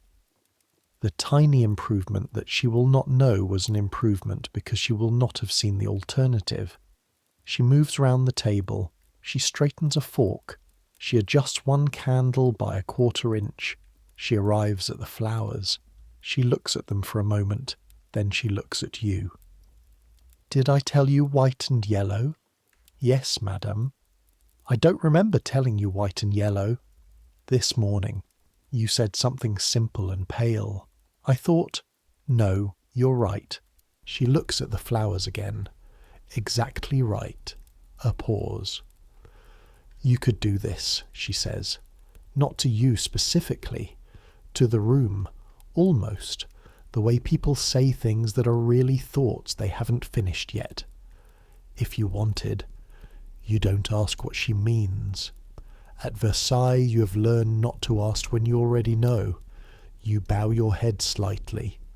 This is the answer. That means.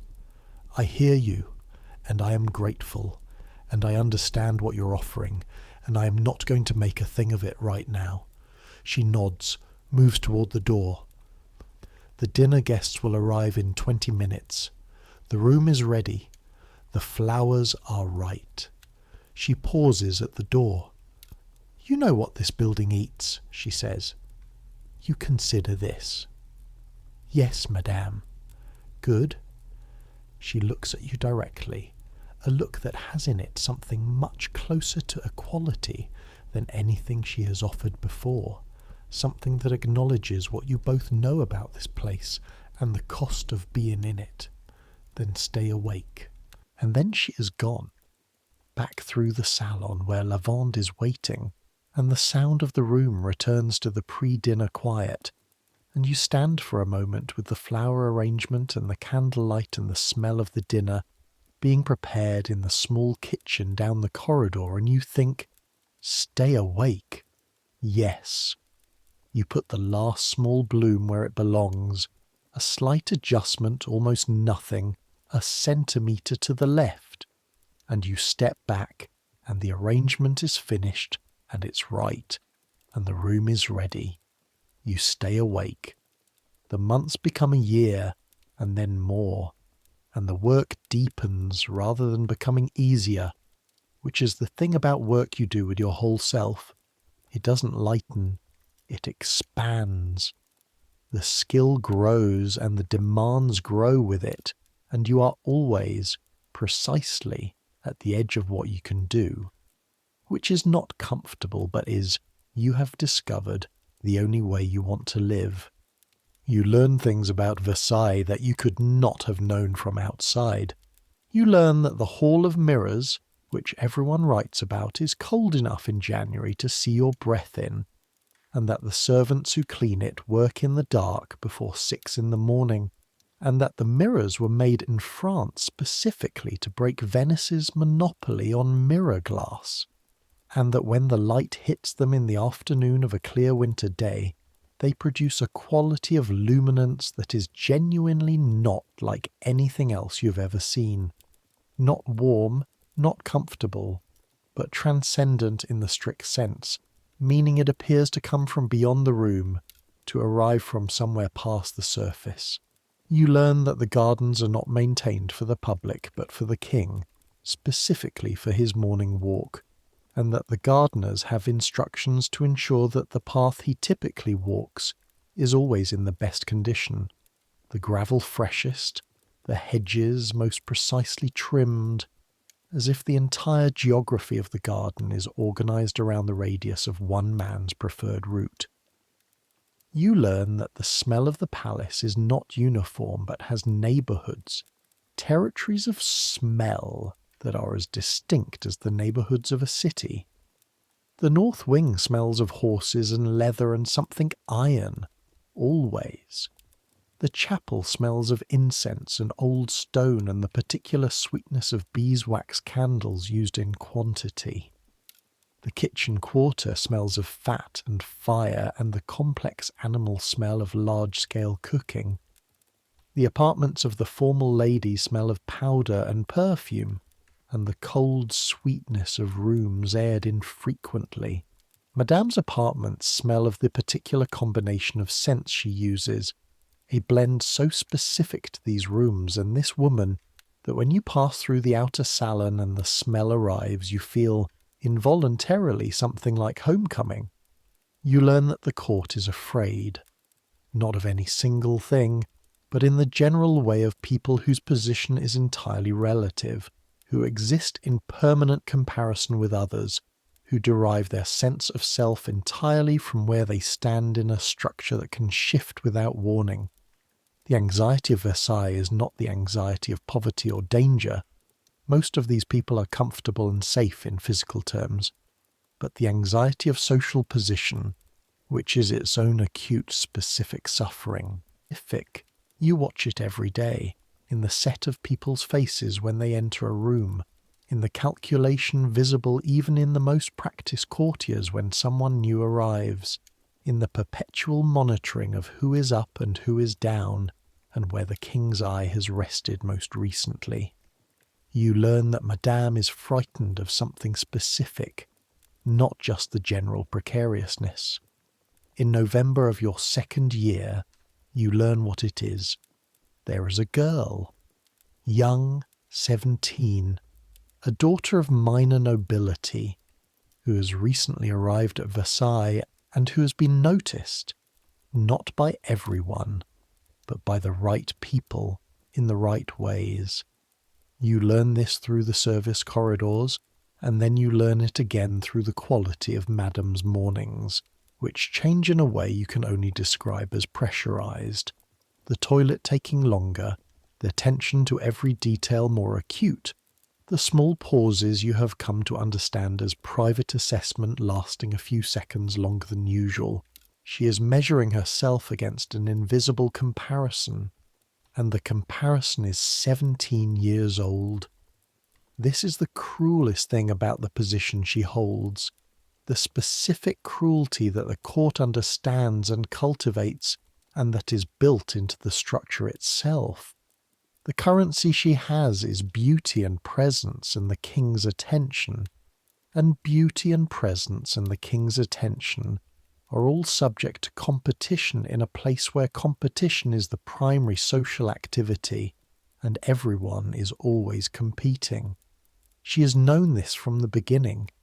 She knew it 6 years ago when she arrived, when she was 23 and afraid in a different way, afraid of failing to hold something she'd only just gotten.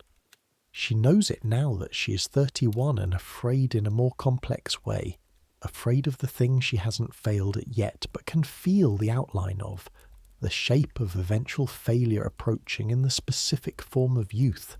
You dress her in the mornings of that November with the specific attention of someone who understands what the dressing means now. Not just preparation but armour, not just beauty but argument, the daily made case for continued indispensability. You are not able to make the case for her.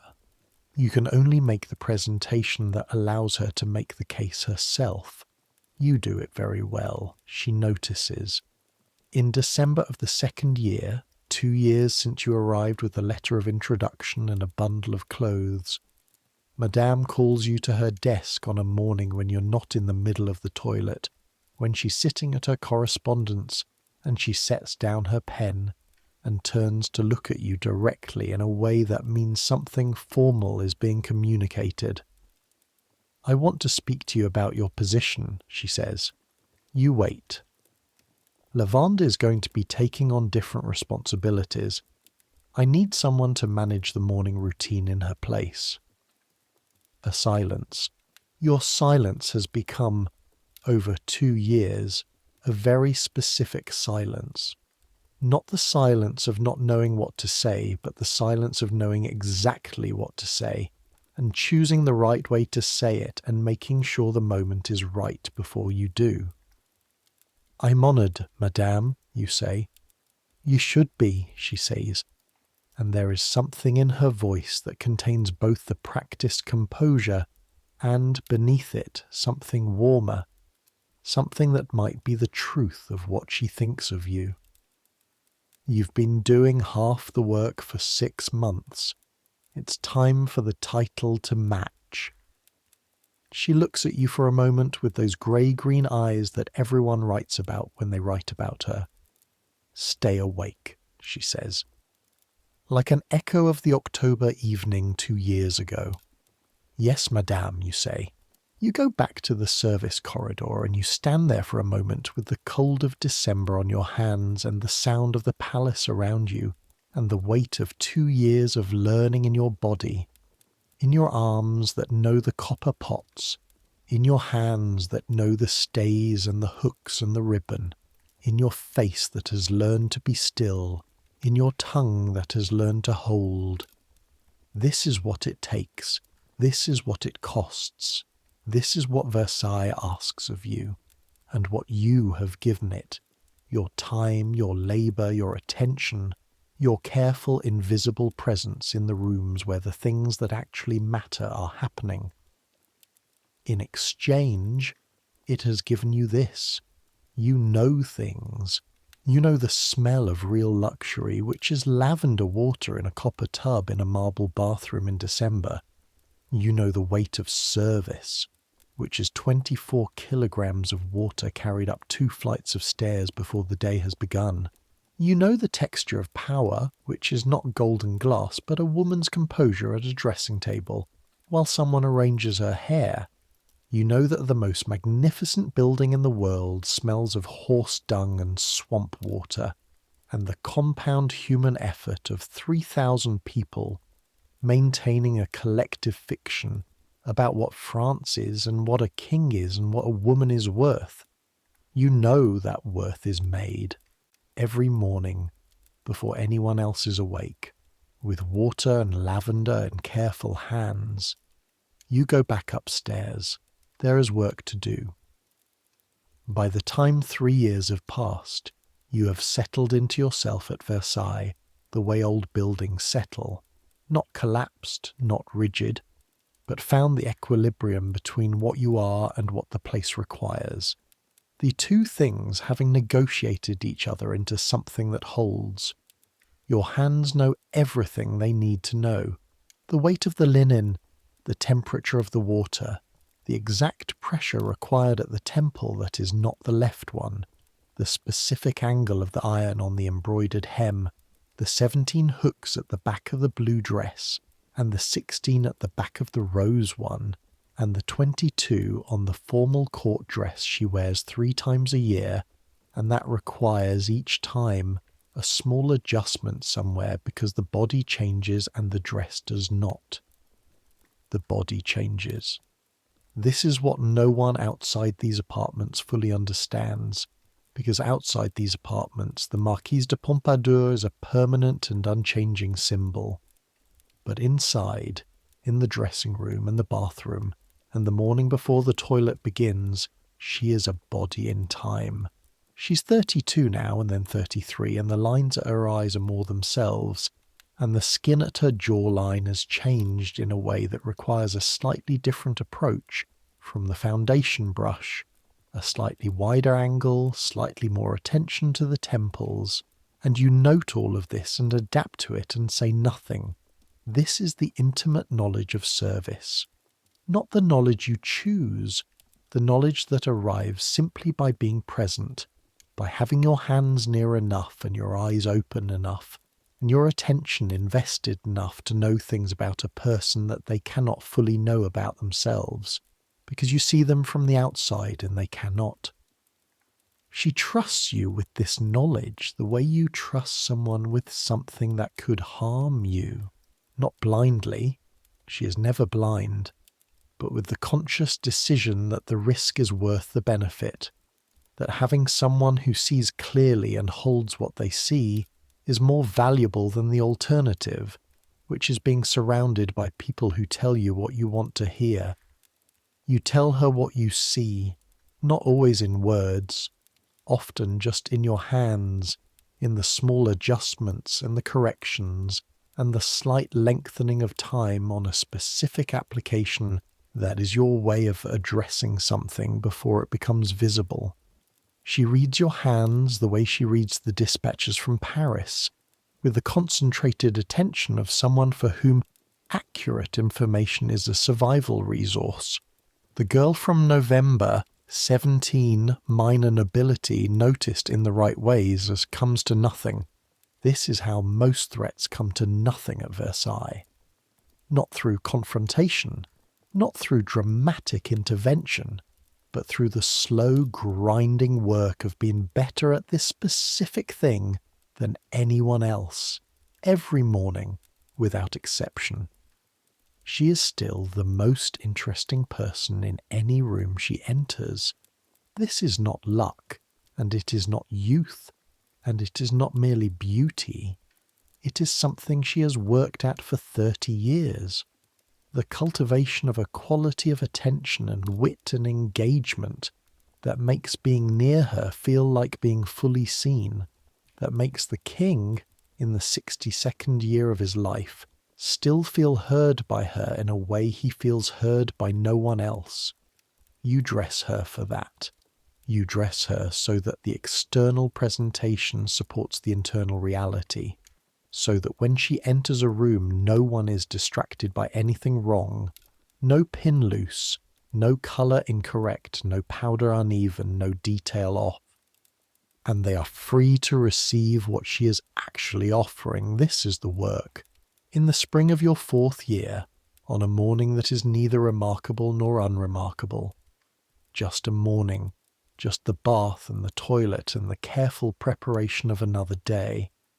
You're heating the water in the kitchen, and you're thinking about nothing in particular, which is a luxury that comes with skill, the ability to let the body do what it knows while the mind rests. Hortense is at the fire. Jean is there with the first pot, the quiet one, who in 4 years you have finally heard speak. Twice, both times monosyllables, both times to correct a miscounted pot, is arranging the secondary vessels. The kitchen smells of heated copper and wood smoke and the faint lavender that has become so associated with this specific operation that you now smell lavender and think bath. You think about what 6 weeks ago you was thinking about when you were new here, what you were expecting, what you imagined Versailles to be. You try to reconstruct that girl, the one from Lyon with the letter of introduction and the bundle of clothes, and you find her surprisingly accessible, as if she's still present somewhere close to the surface, as if the years of Versailles have not replaced her but layered over her, like the additional applications of powder that build throughout a day's preparation, each layer serving a purpose, all of them part of the same face. You carry the first pot upstairs. The corridor is cold, the same cold it's always been. Stone and shadow and the particular smell of 5,000 people in the morning. The landing window faces east. The light is clear this morning, the specific spring clear that comes when the air has been washed by rain and the clouds have moved on, and what's left is a quality of light that makes everything look like itself. The courtyard below is quiet. The gardeners are not here yet. A single figure crosses the far end, a footman in royal livery moving with the economical speed of someone who knows these distances by heart. You watch for a moment. The light on the stone, the bare geometry of the courtyard in the clear morning. The sky above the palace, a pale spring blue, entirely without drama. You've been at Versailles for 4 years. You know things now that you didn't know 4 years ago, and some of those things you wish you didn't know, and some of them you hold carefully because they are fragile, and some of them you have already forgotten because memory is selective and Versailles does not give you the leisure of maintaining everything. But this is what you know most fundamentally, most physically, in your arms and your back and your carefully trained face and your disciplined tongue. The water doesn't carry itself. The warmth doesn't arrive without effort. The surface that looks effortless was made specifically by someone willing to do the work before anyone else was awake, to carry the weight up the stairs and pour it carefully and adjust the temperature until it is right. You pick up the pot. You go up. The night comes late in spring, and late nights in spring at Versailles have a quality of almost mercy to them. The air smells of the gardens, which are fully awake now, the box hedges and the lime trees giving off the particular green and bitter smell of growth. And even here in the attic, the night air, when the window is cracked open, brings something that is not quite fresh, but is closer to fresh than anything the palace offers in other seasons. You lie in the dark. Victoire is asleep. She got married 3 months ago to a man from the town who works in one of the supply businesses, and she comes back to sleep in the attic room because her quarters in the town are not yet ready, and the arrangement is temporary and oddly comfortable, the familiar breathing beside you that you've tracked through 4 winters. The palace is quiet in the particular late spring way. Not silence. Versailles never reaches silence, but the softer version, the sound reduced to the minimum necessary, a distant door, a watchman's call, the settling of stone and wood in the small hours. You think about what were done today and what will be done tomorrow. Tomorrow, the bath, the water, the fire started before 6, the copper pots, the lavender water, the sequence you know so well it lives in your body rather than your mind, the toilet, the rouge brush at the correct angle, the 17 hooks, the light assessment, the day's work, all of it ordinary and all of it necessary and all of it, in some way you can't quite articulate but can feel clearly, meaningful. Not meaningful in the grand historical sense. You're not changing the world. You're not making art. You're not building anything that will outlast your own life. But meaningful in the immediate specific sense of labour that matters to someone. That makes possible something that would not otherwise be possible. She bathes because she must. Because the bath is not vanity but armour, and the armour is not decoration but survival, and the survival is not comfortable but it is real, and real is what you are working with here, in this building, in this life. You've been here 4 years and you know what this building eats. You know what the price is. You have watched Madame pay it in the small hidden ways that the court does not see, in the tired mornings and the controlled evenings, and the careful management of fear into something functional. You have paid your own version of it. The cold attic, the heavy pots, the discipline of your face and your tongue, the years of invisible labour. And what you have received in return is the thing that is harder to name than the labour, the knowledge, the specific, embodied, irreplaceable knowledge of what power actually looks like from the inside, of what beauty costs, of what it takes to hold something in a place that is designed to take things from you. You know that the most magnificent building in the world was built on a swamp. You know that the warm bath at the centre of it required Jean and Big Paul and the quiet one and Hortense, and you and Victoire and 24 kilograms of effort at 5 in the morning in December.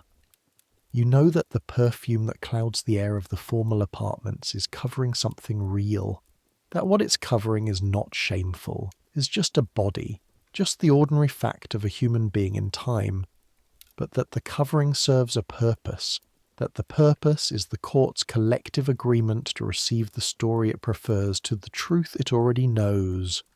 And you know that maintaining that agreement, keeping that story coherent, making it beautiful enough to be believed for another day and then another, that is a form of artistry. Not the artistry of creation, the artistry of care. Your hands are warm under the blanket. Outside, the palace is breathing. You think about a bath. Not Madame's bath. Not the ceremonial preparation. Not the 17 hooks and the powder and the mirror and the careful light. Just the idea of it. Warm water, the weight of cold leaving the body, steam rising in a cold room, the exhale of relief that is as simple as anything and as necessary. Your arms know the weight of the copper pots. Your feet know the back stairs. Your hands know the temperature of the water against the inside of the wrist. Tomorrow they will know it again. You are warm enough. The attic room is cold, but you are warm enough, inside the thin blanket, inside 4 years of this place, inside the self that Versailles has made of you. The quiet one, the one with the steady hands, the one who stays awake, the one who sees what is there and holds what she sees. Sufficient. That word is Versailles in a way. Not the word on the facade, magnificence, glory, the absolute, but the word underneath, the word the infrastructure speaks to itself in the service corridors at 5 a.m. Sufficient, ready, right, the water warm enough, the fire lit in time, the hooks at the back of the gown fastened correctly, the ribbon the correct width, everything that needed to be done. Done. You close your eyes. The spring night presses gently against the window. Somewhere in the formal gardens the fountains are still. They are turned off at night. The complex hydraulic system that feeds them at rest in the small hours. The water still in its channels, the statues in the dark above quiet pools. But they will run tomorrow. They always run. The water engineers will open the channels in the morning and the fountains will come alive as they do every day, and tourists who come to see the most magnificent building in the world will stand in the garden and look up at the water rising against the sky and not think for a moment about what it takes to make water rise. You know what it takes. You know it in your arms. The thought is the last thought, warm and complete. Tomorrow the pots will be heavy, and the stairs will be cold, and the fire will need lighting, and the water will need to be the right temperature, and the 17 hooks will need to be fastened correctly, and she will sit at the dressing table and look at herself, and you will pick up the brush and begin. But that is tomorrow. Right now there is only the dark and the spring air through the crack in the window, and the steady breathing of the person beside you, and the muffled, continuous, never quite silent life of the palace below. You are part of it. You have always been part of it. You sink into sleep the way the water fills the copper tub, slowly at first and then all at once, the level rising until the space is full, until there is nothing left to pour, until the temperature is exactly right. Centuries will pass. The palace you know will become a museum. The apartments will be roped off, the furniture behind barriers, the tourists moving through in large groups with their audio guides, hearing about the battles and the treaties and the formal history of the men who made the decisions that shaped everything. They will not hear much about the baths. They will not hear about the water carriers or the copper pots or the lavender water, or the 17 hooks, or the cold back stairs at 5 a.m, or the women who stood in small attic rooms and were excellent at something invisible and necessary. But someone in those future crowds will pause in the small room off the back corridor, the room too small and plain to merit much description in the official guide, and will look at the empty copper tub on its wooden frame and will feel, inexplicably, the temperature of something. A warmth that isn't there anymore, the trace of an exhale. They will stand for a moment, not sure why they stopped, not sure what they're feeling, and then they'll move on, because that is what you do in museums, in the spaces where the living things were and are not anymore. But the trace will stay. Some things don't disappear entirely. The labour of hands, the warmth of water, the small, necessary, invisible acts of care that made the magnificent thing possible, the human thing underneath the gold, it stays. Let it come. Let sleep take you the way the warmth takes the cold room, gradually, then completely, working through the walls and the floors until there is no resistance left. Let the sounds of the palace fade. Let the cold of the attic ease. Let your hands rest. Those hands that know the weight of copper and the temperature of water and the angle of the brush and the 17 hooks. They've done their work. Let them be still now. Let the spring night hold you. The same way the palace holds everyone in it, with a grip that is neither gentle nor cruel, but simply continuous, simply present, the accumulated weight of everything that has happened here pressing gently against the future pressing back. You're warm enough. You're ready enough. You did it right. Good night.